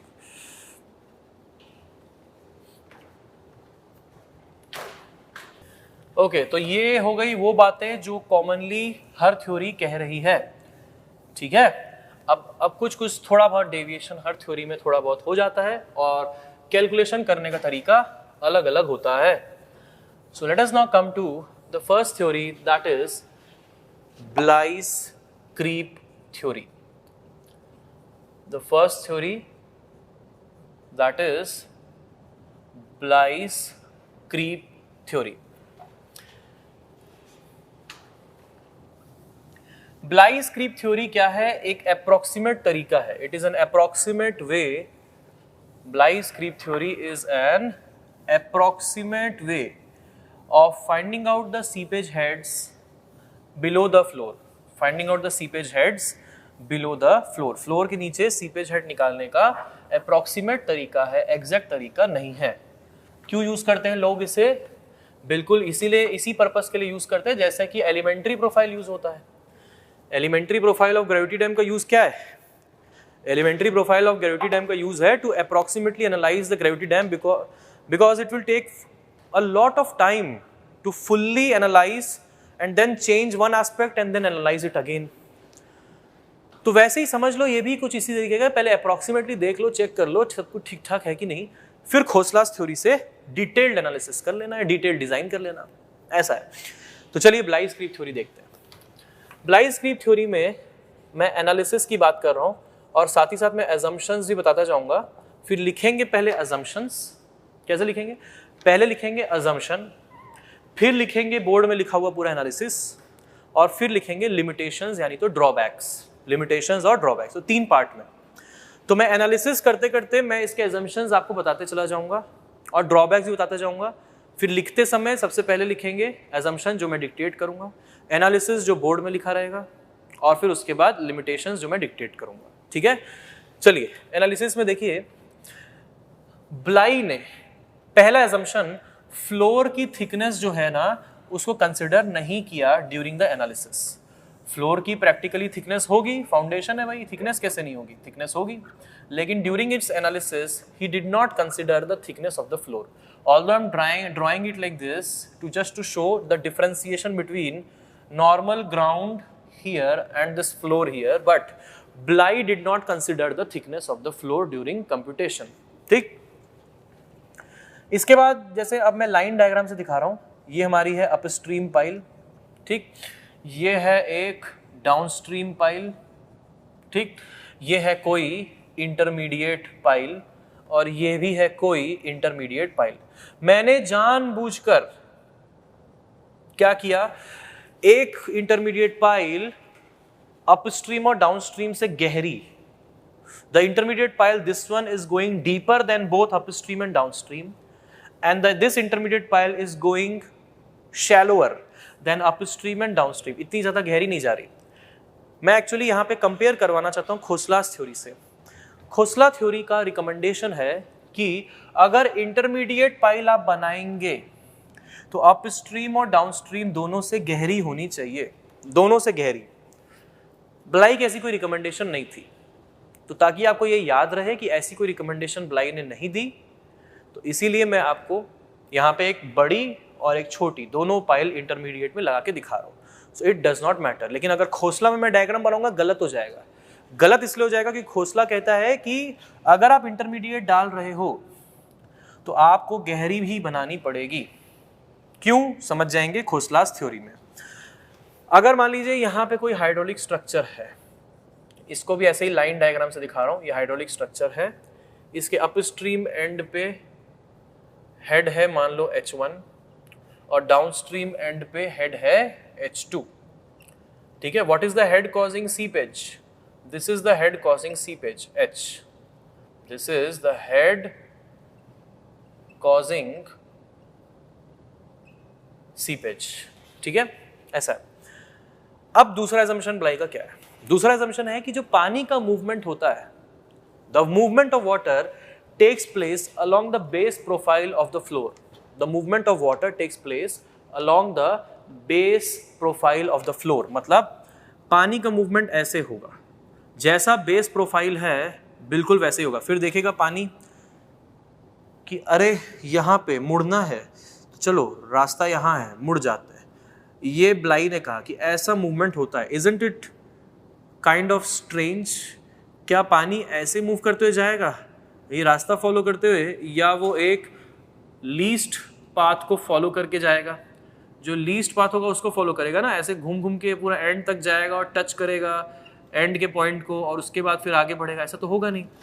लेकिन ये अप्रॉक्सीमेटली एनालाइज करने का तरीका है, जैसा कि मैंने आपको पहले ही बता दिया। तो ये एक अजम्पशन है। अजम्पशन क्या है? There is this assumption that water flows along the base profile.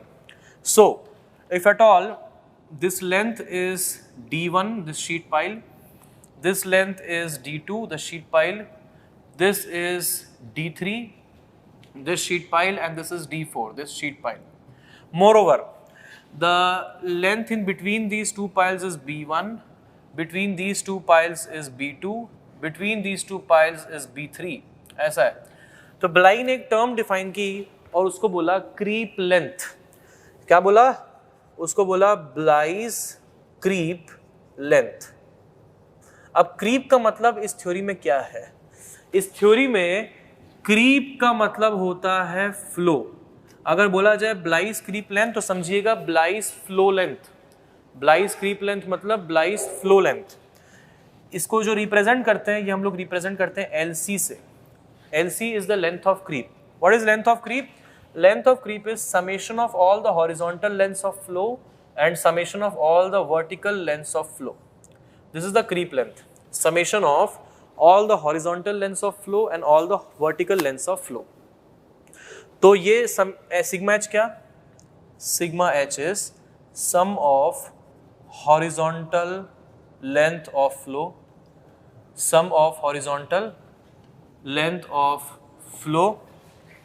Sigma v is sum of vertical length of flow.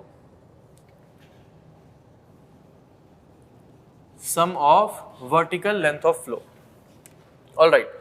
Now seeing this, this is the length of creep.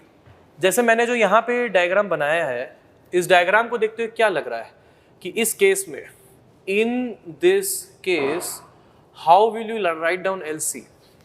In this case, how will you write down LC? LC will be written as 2D1 होगा plus B1 होगा plus 2D2 plus B2 plus 2D3 plus B3 plus 2D4 क्या? plus 2D4 ऐसा होगा creep length. इस case के लिए बात कर रहे हैं, इस केस में ऐसा होगा। अब एक और चीज यहां पे हम डिफाइन करते हैं जिसको कहते हैं हाइड्रोलिक ग्रेडियंट। एक और चीज डिफाइन करेंगे जिसको कहते हैं hydraulic gradient. What is hydraulic gradient? In general, hydraulic gradient is in general the head lost per unit length of flow. Hydraulic gradient होता है कि head कितना lose कर रहा है per unit length of flow. Rate of head loss you can say, rate of head loss. So hydraulic gradient HL upon L से represent होता है, head lost per unit length of flow. तो इसको जो hydraulic gradient को हम यहाँ पे लिखेंगे HL अपॉन L को कैसे लिखेंगे? What is the head which is lost? Think about it. यहाँ पे जो पानी एंटर किया है उसके पास कितना हेड है? H1 हेड है ना। जो प्रेशर दबाव लग रहा है इस पानी के मॉलिक्यूल पे वो पूरे H1 हेड का लग रहा है जो जस्ट एंटर किया है। उस मार्जिनल पॉइंट के पार्टिकल के बारे में सोचिए, उसमें हेड कितना लग रहा है? H1 हेड एक्सपीरियंस कर रहा है। जो बाहर निकला है पार्टिकल यहाँ से, उसके ऊपर भी तो हेड है। कितना हेड है उसके ऊपर? H2 है। तो यहाँ पे था H1, यहाँ पे है H2, तो कितना हेड लूज किया? H1 minus H2। तो how much is the head lost? Head lost is nothing but H1 minus H2। And what is the length of the flow? As per the assumption the length of the flow is LC। ये पूरा जो मैंने blue blue दिखाया है, तो length of the flow is LC, और you can simply से H upon LC। That is the hydraulic gradient in this case. Now Bly has assumed this hydraulic gradient to be constant. कहने का मतलब यह है, Bly ने कहा कि हर यूनिट लेंथ में उतना ही हेड लॉस होगा। ये भी एक assumption है, हर यूनिट लेंथ में हेड लॉस उतना ही होगा। खोसला ने बाद में आकर के इसको नकार दिया था। खोसला ने कहा ऐसा नहीं होता है, डिपेंड करता है, पाइल का म्यूचुअल इंटरफेरेंस भी हो सकता है, slope of the floor, thickness of the floor, यहाँ पे कुछ भी कंसिडर नहीं किया गया। तो ऑब्वियस ही बात है, अप्रॉक्सीमेट थ्योरी है। ये ऐसा तो बोल नहीं रहा है कि मेरे थ्योरी को लेकर के आप डिटेल्ड एनालिसिस करो, है ना। अब अगर मान लो कि बाबा रामदेव, अगर मान लो कोरोनिल लेकर के आता और बाबा रामदेव ऐसे बोलते कि ये एक प्रिवेंटिव मेजर है। अगर बाबा रामदेव बोलते कि प्रिवेंटिव मेजर है तो सब लोग शायद उसको भली भांति स्वीकार कर लेते, एक्सेप्ट कर लेते और बोलते कि अच्छा है, चलो अगर इसको खाने से गिलोय, अश्वगंधा और ये सब खाने से, स्वसरी रस, ठीक है, ये सब खाने से मान लो, कंज्यूम करने से मान लो शायद कोरोना से हम प्रिवेंट हो सकते हैं, तो अच्छी बात है, हम कंज्यूम कर लेंगे। लेकिन बाबा रामदेव ने इसको मार्केटिंग कैसे कर दी? स्टार्टिंग में ही गड़बड़। क्या कर दी इन्होंने? बोल दिया 50-100 लोगों का टेस्ट करके इन्होंने बोल दिया कि 7 दिन में ही 100% मरीज ठीक हो जाता है।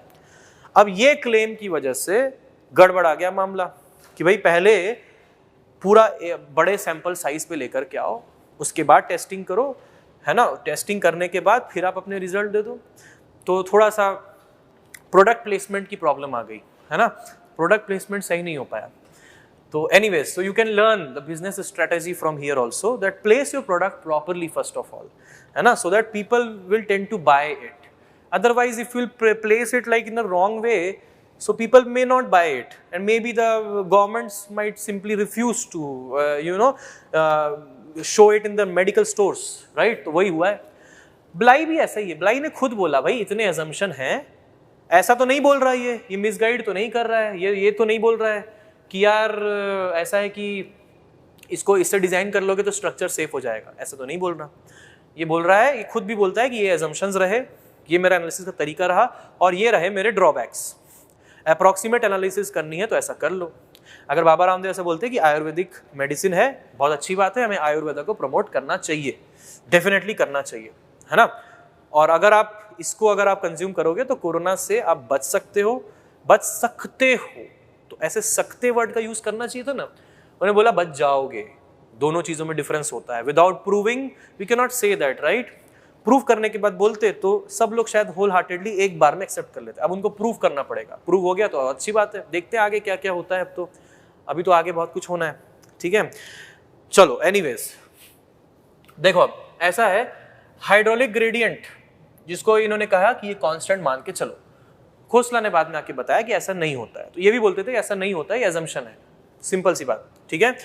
अब अगर हमको ये जानना है कि what is the seepage head, what is the seepage head at any point x, कोई भी एक रैंडम सा पॉइंट ले रहा हूं मैं x और सीपेज हेड को कह रहा हूं px, ठीक है। तो चलो कोई सा एक पॉइंट लेते हैं यहां पर। Let us suppose some random point, I am marking it here and that random point is x। मान लीजिए that random point is x, ठीक है।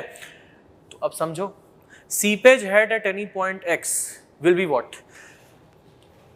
Head available minus head lost up to x। सही बात है कि नहीं? हेड कितना अवेलेबल था जिसके थ्रू फ्लो चल रहा है, और यहां तक लूज कितना हुआ। सपोज आपके पास 500 रुपए हैं और आपने लूज कर लिए 50 रुपए, तो बच गए 450 रुपए। If you have 500 rupees, you have lost 50, you are remaining with 450. That's what we need. What is the seepage head here? So this is the rate of head loss per unit length. So we already know the lost rate, and therefore head available was h. First of all, head lost up to x is how much? With which rate it is losing? H upon LC is the rate, and how much is lost? Up to LX it is lost. So I have this is the multiply sign. Okay, I'll just remove the multiply sign better so that you don't get confused, right? So h minus h upon LC is the rate, and up to x the length traversed will be Lx. The length traversed will be Lx. How do you calculate Lx? You can calculate 2d1 plus b1 plus 2d2 plus, if there is some distance given to you, let us suppose small x, so plus x हो जाएगा। जहां से भी distance दिया हो वो question में देख लेना, जैसे भी दिया हो, लेंथ अप टू x हम बता सकते हैं, ठीक है। Length, creep length up to x, तो px seepage head at any point हो जाएगा h into 1 minus Lx upon LC। Now this becomes our general expression of Bligh's theory.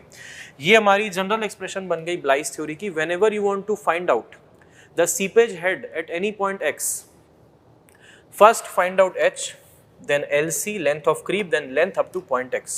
You'll get the seepage head at point x. Okay. Now with the help of this, let us talk about case 1. Piping और undermining, अगर piping और undermining को prevent करना है, piping और undermining prevention, अगर case 1 हमें piping या अंडरमाइनिंग को प्रिवेंट करना है, तो ऐसे में ब्लाई कहते हैं कि length of the creep should be greater than और equal to C into H। ये ब्लाई ने एक्सप्रेशन दिया, क्या दिया कि आपकी क्रीप लेंथ अगर CH या उससे ज्यादा है तो प्रिवेंट हो जाएगा पाइपिंग या फिर अंडरमाइनिंग फेलियर, ये प्रिवेंट हो जाएगा। C क्या है? C को हम लोग कहते हैं ब्लाइज क्रीप कोएफिशिएंट, ब्लाइज क्रीप कोएफिशिएंट। क्या कहते हैं? ब्लाइज क्रीप कोएफिशिएंट। किस पे डिपेंड करता है? It depends on the type of soil, it depends on the type of soil. So what Bly did is that since this is an assumed theory, बहुत सारे assumptions इसमें, तो उन्होंने टेस्ट कर करके देखा मेरी थ्योरी में अगर मैं पाइपिंग या अंडरमाइनिंग को प्रिवेंट करना चाहता हूं तो हर तरह के सॉइल में C की वैल्यू क्या लेनी चाहिए। जैसे for example, I am just giving an example कि जैसे सैंड के लिए उन्होंने कहा कि C की वैल्यू 4 to 6 के बीच में रखो। सैंड के लिए अगर C की वैल्यू 4 to 6 के बीच में है तो मान लो मैं C की वैल्यू 5 ले रहा हूँ और H की वैल्यू मान लो 10 मीटर है, तो लेंथ ऑफ द क्रीप किससे ज्यादा होना चाहिए? 50 मीटर या उससे ज्यादा ही होना चाहिए। Length of the creep should be greater than equal to 50 metre. That means you have to design your foundation in such a way that these length and the piles and everything should get you a length of creep of more than or just equal to 50 meter, and if you do that then your foundation is going to be safe against piping. Safe against whom? Safe against piping. So this is the methodology proposed by him, and this was found experimentally. This was not obtained theoretically. Since everything was theoretical, so he needed something experimental.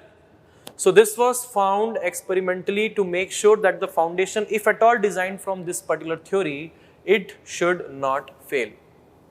Got the point? चलिए इसके बाद आते हैं हम हमारे case number 2 पर। Case number 2 पे uplift prevention की बात की गई। अपलिफ्ट प्रिवेंशन की बात की गई तो ब्लाई ने यहाँ पे प्रपोज किया वेट के क्राइटेरिया को, मतलब थिकनेस बढ़ाने के क्राइटेरिया को। तो ब्लाई ने कहा कि जो भी थिकनेस लगाएंगे at any point, thickness to be provided at x tx should be greater than or equal to px upon gc minus 1। ये ब्लाई ने प्रपोज किया। क्या प्रपोज किया कि thickness to be provided at x point पे अगर थिकनेस प्रोवाइड करनी है तो that should be greater than equal to px upon gc minus 1। gc आपको पता है स्पेसिफिक ग्रेविटी ऑफ कॉन्क्रीट, ये जनरली कॉन्क्रीट का बनता है, इसी कारण हमने यहाँ पे ऐसा लिख लिया स्पेसिफिक ग्रेविटी ऑफ कॉन्क्रीट। ठीक है, आखिरी तक दिख रहा है? ठीक है, तो ये हो गया specific gravity of concrete gc। तो वहां पे आप क्या करिए, अगर आपको किसी x पॉइंट पे, for example this is the floor and in this floor there is this point x, you want to know how much should be the thickness of the floor at this point x. So you can calculate from this particular formula that what should be the thickness at this point x.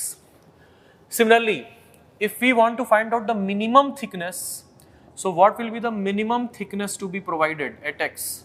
That will be tx minimum given as simply px upon gc minus 1. You don't have to take greater than equal to sign. You don't have to take greater than equal to sign. Just equal to would be enough. That will give you a minimum thickness. Similarly, there is one more provision of design thickness. जैसा question में दिया रहेगा उस हिसाब से आप answer करेंगे। Design thickness at x। Design thickness at x निकालने के लिए ब्राई ने कहा कि एक फैक्टर ऑफ सेफ्टी आप ले लेंगे 4/3। You don't have to assume any factor of safety by yourself. You have to take what this researcher has told you, because हम उसके नाम से थ्योरी पढ़ रहे हैं, तो उसने जो रिकमेंड किया है कुछ सोच समझ के रिसर्च करके रिकमेंड किया होगा टेस्टिंग करने के बाद। तो हमें कुछ नहीं, मिनिमम वैल्यू को 4/3 से मल्टीप्लाई कर देना है। तो कभी कभी क्वेश्चन में पूछते हैं डिजाइन थिकनेस, कभी कभी क्वेश्चन में पूछते हैं मिनिमम थिकनेस। तो ध्यान देंगे आप कि क्वेश्चन में पूछा क्या गया है, मिनिमम थिकनेस की design thickness. Depending upon that you will answer. तो for uplift prevention he has given this thing, and for piping prevention he has provided this thing. Piping के लिए ये बताया है, अपलिफ्ट के लिए वो बताया है, ठीक है, समझ में आई बात। अब यहाँ पे ब्लाइस थ्योरी में एक और चीज यहाँ पे देख रहे हो, अपलिफ्ट में क्या प्रॉब्लम है। अपलिफ्ट में एक प्रॉब्लम ये है कि हर पॉइंट पे जो px होगा, x वैल्यू बदलेगी, x लोकेशन चेंज करेगा, तो हर पॉइंट पे px डिफरेंट होगा कि नहीं, हर पॉइंट पे px डिफरेंट हो जाएगा। हर पॉइंट पे px डिफरेंट मतलब हर पॉइंट पे thickness different. So is it practically possible to change thickness at every point because P will be different at every point? It is not possible. This is one of the drawback. This is one of the drawback of Bly's theory, that Bly's saying that thickness at every point is changing because P value is changing, but practically it is not possible to provide different values of thickness at every point. That is also a drawback. Okay. Okay, so let's start writing Bly's creep theory. Bly's creep theory में सबसे पहले आप लिखेंगे assumptions. First thing, assumptions. Write down the assumptions. आप starting का दिखा दो, first से, स्टार्टिंग से। assumptions में फर्स्ट लिखिएगा, the water percolating through the subsurface, the water percolating through the subsurface, the water percolating through the subsurface creeps along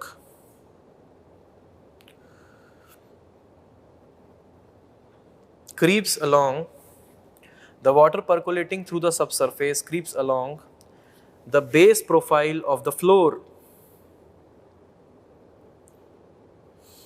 The water percolating through the subsurface creeps along the base profile of the floor.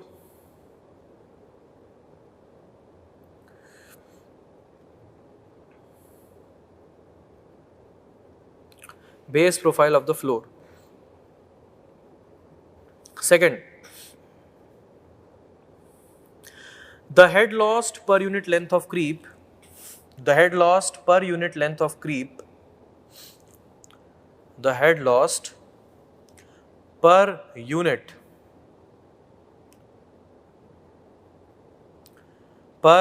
length of creep is constant throughout the length of creep. The head lost per unit length of creep is constant throughout the length of creep. Is constant throughout the length of creep. The head lost per unit length of creep is constant throughout the length of creep. है ना, वही बात की हमने जिसकी। Third, there is no difference between horizontal and vertical creep. There is no difference between horizontal and vertical creep. Horizontal और vertical creep में कोई difference नहीं लिया गया. There is no difference between horizontal and vertical creep.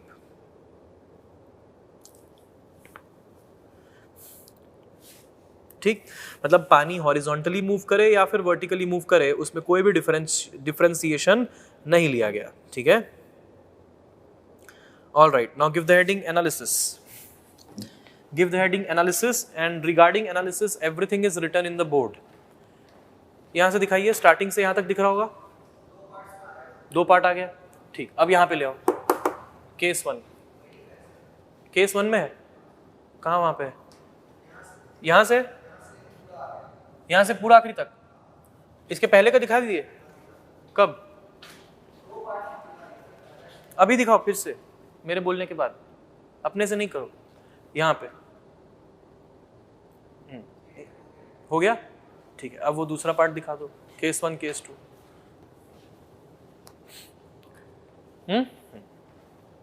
ठीक है। इसके बाद yes, so after this write down the limitations। इसके बाद write down the limitations। इसके बाद लिखिए limitations। limitations में पहला,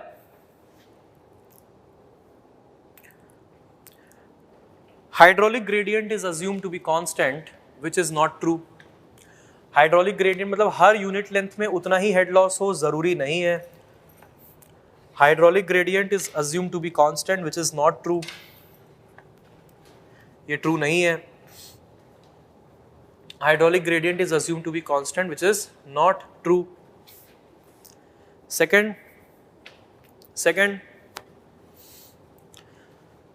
Bly observed no difference between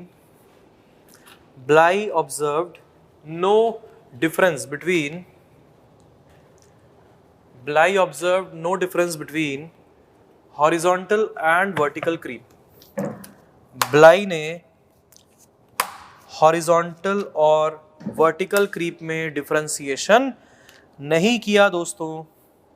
ब्लाई observed no difference between horizontal and vertical creep. मतलब हॉरिजॉन्टल मूवमेंट होगा तो भी उसी रेट से हेड लॉस होगा, वर्टिकल मूवमेंट होगा तो भी उसी रेट से हेड लॉस होगा.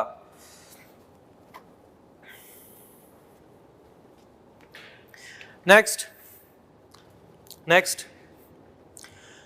Bly observed no difference between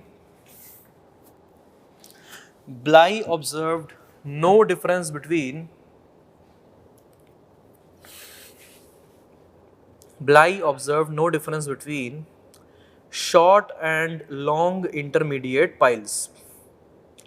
Bly observed no difference between short and long intermediate piles.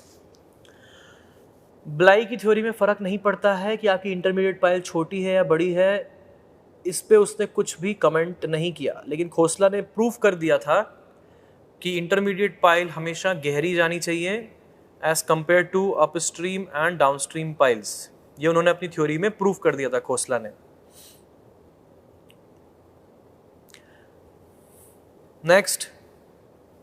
Next according to Bly, the thickness of the floor required at every point is different. According to Bly, the thickness of the floor required at every point is different. As per Bly, the thickness of the floor required at every point is different. The thickness of the floor required at every point is different, which is practically not possible to provide. ये practically possible नहीं है provide करना, एक इसकी limitation बन गई. Which is practically not possible to provide.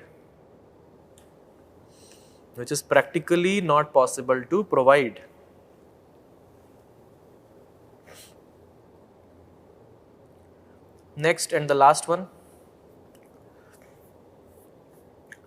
the last one. Bly observed no difference between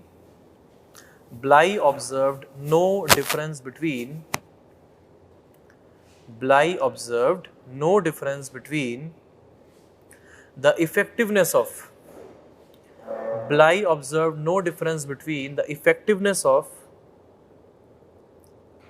outer and inner faces of the sheet piles. Bly observed no difference between the effectiveness of outer and inner faces of the sheet piles. Bly observed no difference between the effectiveness of outer and inner faces of the sheet piles. ये last point हम खोसला's theory में समझेंगे, my dear friends. We are going to understand this last point in the Khosla's theory, but for now you have understood the 4 points, right? Now coming to the next theory, which is almost similar to this Bly's creep theory, which is our Lane's weighted creep theory. Next is the Lane's weighted creep theory. Lane's weighted creep theory, ये हमारी अगली theory है. देखिए फर्क क्या है, ब्लाई और लेन में सिर्फ एकमात्र फर्क है. और कौन सी लिमिटेशन की बात कर रहा हूं यहाँ पे, सेकंड लिमिटेशन. जरा देखिए, आपने लिखी होगी अभी सेकंड लिमिटेशन आपने लिखी होगी, Bligh observe no difference between horizontal and vertical creep. लेकिन Lane was a researcher, 5 years later he proposed a theory in which he proposed कि हॉरिजॉन्टल लेंथ का उतना इंपॉर्टेंस नहीं है जितना वर्टिकल लेंथ का होता है। इसको आप ऐसे सिंपल वे में समझ सकते हैं, समझाने के लिए मैं बता रहा हूं। आप अगर एक फ्लोर से दूसरे फ्लोर तक ऊपर नीचे मूवमेंट करेंगे तो आपकी एनर्जी लॉस ज्यादा होगी। अगर एक ही फ्लोर में आप ऐसे ऐसे घूमते रहेंगे तो आपकी रिलेटिवली एनर्जी लॉस कम होगी। तो लेन ने कहा कि horizontal length of the flow बहुत ज्यादा इफेक्टिव नहीं होता है in reducing our heads in the energy, and vertical length is more effective in reducing our energy, and therefore he gave more importance to vertical as compared to horizontal। और यहाँ पे एक word जोड़ दिया गया weighted। weighted मतलब horizontal का weight कम कर दिया, vertical का weight बढ़ा दिया। importance vertical को ज़्यादा importance दिया गया, horizontal को कम importance दिया गया। एनालिसिस बिल्कुल वैसा ही है, सेम टू सेम आपको लिखना होगा। फिर से एक ही चीज चेंज होगी बस, और वो चीज होगी कि Lane observed a difference between horizontal and vertical creep but Bligh did not. And how did he observe? He gave this thing, क्या? ये लेन्स वेटेड क्रीप लेंथ। हम लिखे थे ब्लाइज क्रीप लेंथ, यहां पे लिखेंगे Lane's weighted creep length. Lane's weighted creep length क्या है? लेन्स वेटेड क्रीप लेंथ है sigma h by 3 plus sigma v। ये है मतलब जहां जहां भी आप हॉरिजॉन्टल लेंथ लेंगे फ्लो का, वहां वहां आप उसको डिवाइड बाय 3 करते जाएंगे। जहां जहां आप हॉरिजॉन्टल लेंथ लेंगे फ्लो का, आप वहां पे उसको डिवाइड बाय 3 करते चले जाएंगे। दोस्तों समझ गए बात? जैसे कि इस केस की मैं बात करूं तो अब यहाँ पे LC नहीं, यहाँ पे LWC से रिप्रेजेंट होता है। Weighted creep length, it is represented by LWC। बहुत सिंपल है, बड़ी बात नहीं है। तो यहाँ पे अब हम LWC लिख देंगे, ये हो जाएगा 2D1 प्लस, आप खुद ही बता सकते हैं, B1 by 3 plus 2D2 plus B2 by 3 plus 2D3 plus B3 by 3 plus 2D4। Hydraulic gradient भी बस यही LWC हो जाएगा और ये LWC हो जाएगा। Seepage head at any point Px से ही लिखते हैं, और यहाँ पे सिंपली LWX हो जाएगा और ये LWC हो जाएगा, और ये जो फॉर्मूला होगा इसमें हो जाएगा LWX by LWC, LWX by LWC। Simple, very very simple. यहाँ पे भी ironically he propose the same thing here, he propose the same thing here, but LC की जगह क्या हो गया? LWC should be greater than equal to CWH। What is CW? CW is Lane's weighted creep coefficient. क्या है? हर जगह weighted लगा के चले गए। Lane's weighted creep coefficient. कल को आपको लगे कि नहीं भाई 3 नहीं 3.5 होना चाहिए था, आप अपनी थ्योरी प्रपोज कर देना, लेकिन obviously it should be backed by some proof also, and definitely he gave the proof behind it also, and that's why we are studying it. It was published। कोई भी थ्योरी पब्लिश तभी होती है जब given assumptions के साथ साथ जो limitations हैं उनको भी अकाउंट फॉर किया जाए, और उसके बाद वो थ्योरी को साइट में अप्लाई किया जा सके अंडर दोज assumptions, तभी वो थ्योरी पब्लिश की जाती है। तो इन्होंने पब्लिश की because he gave some proof behind it. ठीक है। It also depends on the type of soil and it is also found experimentally. ठीक है, एग्जाम्पल ये वही चीज को फिर से लिखने की जरूरत नहीं है। ठीक है, और सिमिलरली यहाँ पे भी अपलिफ्ट के प्रिवेंशन के लिए, लास्ट में आ जाइए, अपलिफ्ट के प्रिवेंशन के लिए भी यही चीज बताई गई। क्या चीज? कि Tx should be greater than equal to Px upon Gc minus 1, minimum is this, design is this। In fact factor of safety भी उन्होंने चेंज नहीं किया, 4/3 को 4/3 ही रखे रहने दिया। सो बेसिकली फर्क ब्लाई और लेन में सिर्फ इतना है, सिंपल सी बात, Bligh did not observe any difference between horizontal and vertical creep और vertical flow, and Lane did. He gave more importance to vertical creep or vertical flow, creep माने flow, and less importance to the horizontal। That's it, बस इतना ही है। तो आप बस एक statement लिखिए और एनालिसिस ये पूरा का पूरा लिख दीजिए। एक स्टेटमेंट लिखिएगा, लिखेंगे the only difference between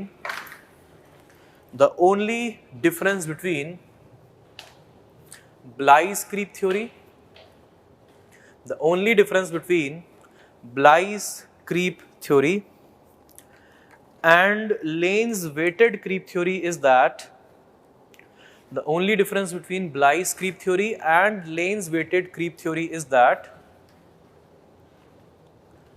Lane observed a difference between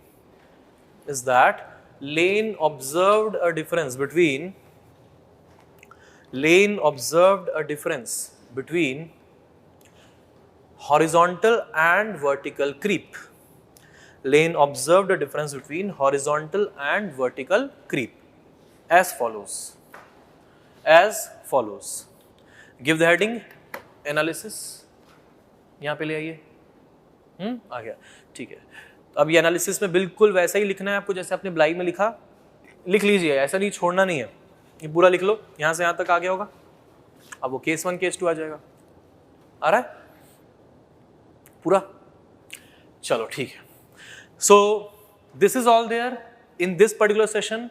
From the next session, we are going to start with our Khosla's theory of seepage. Okay, thank you so much.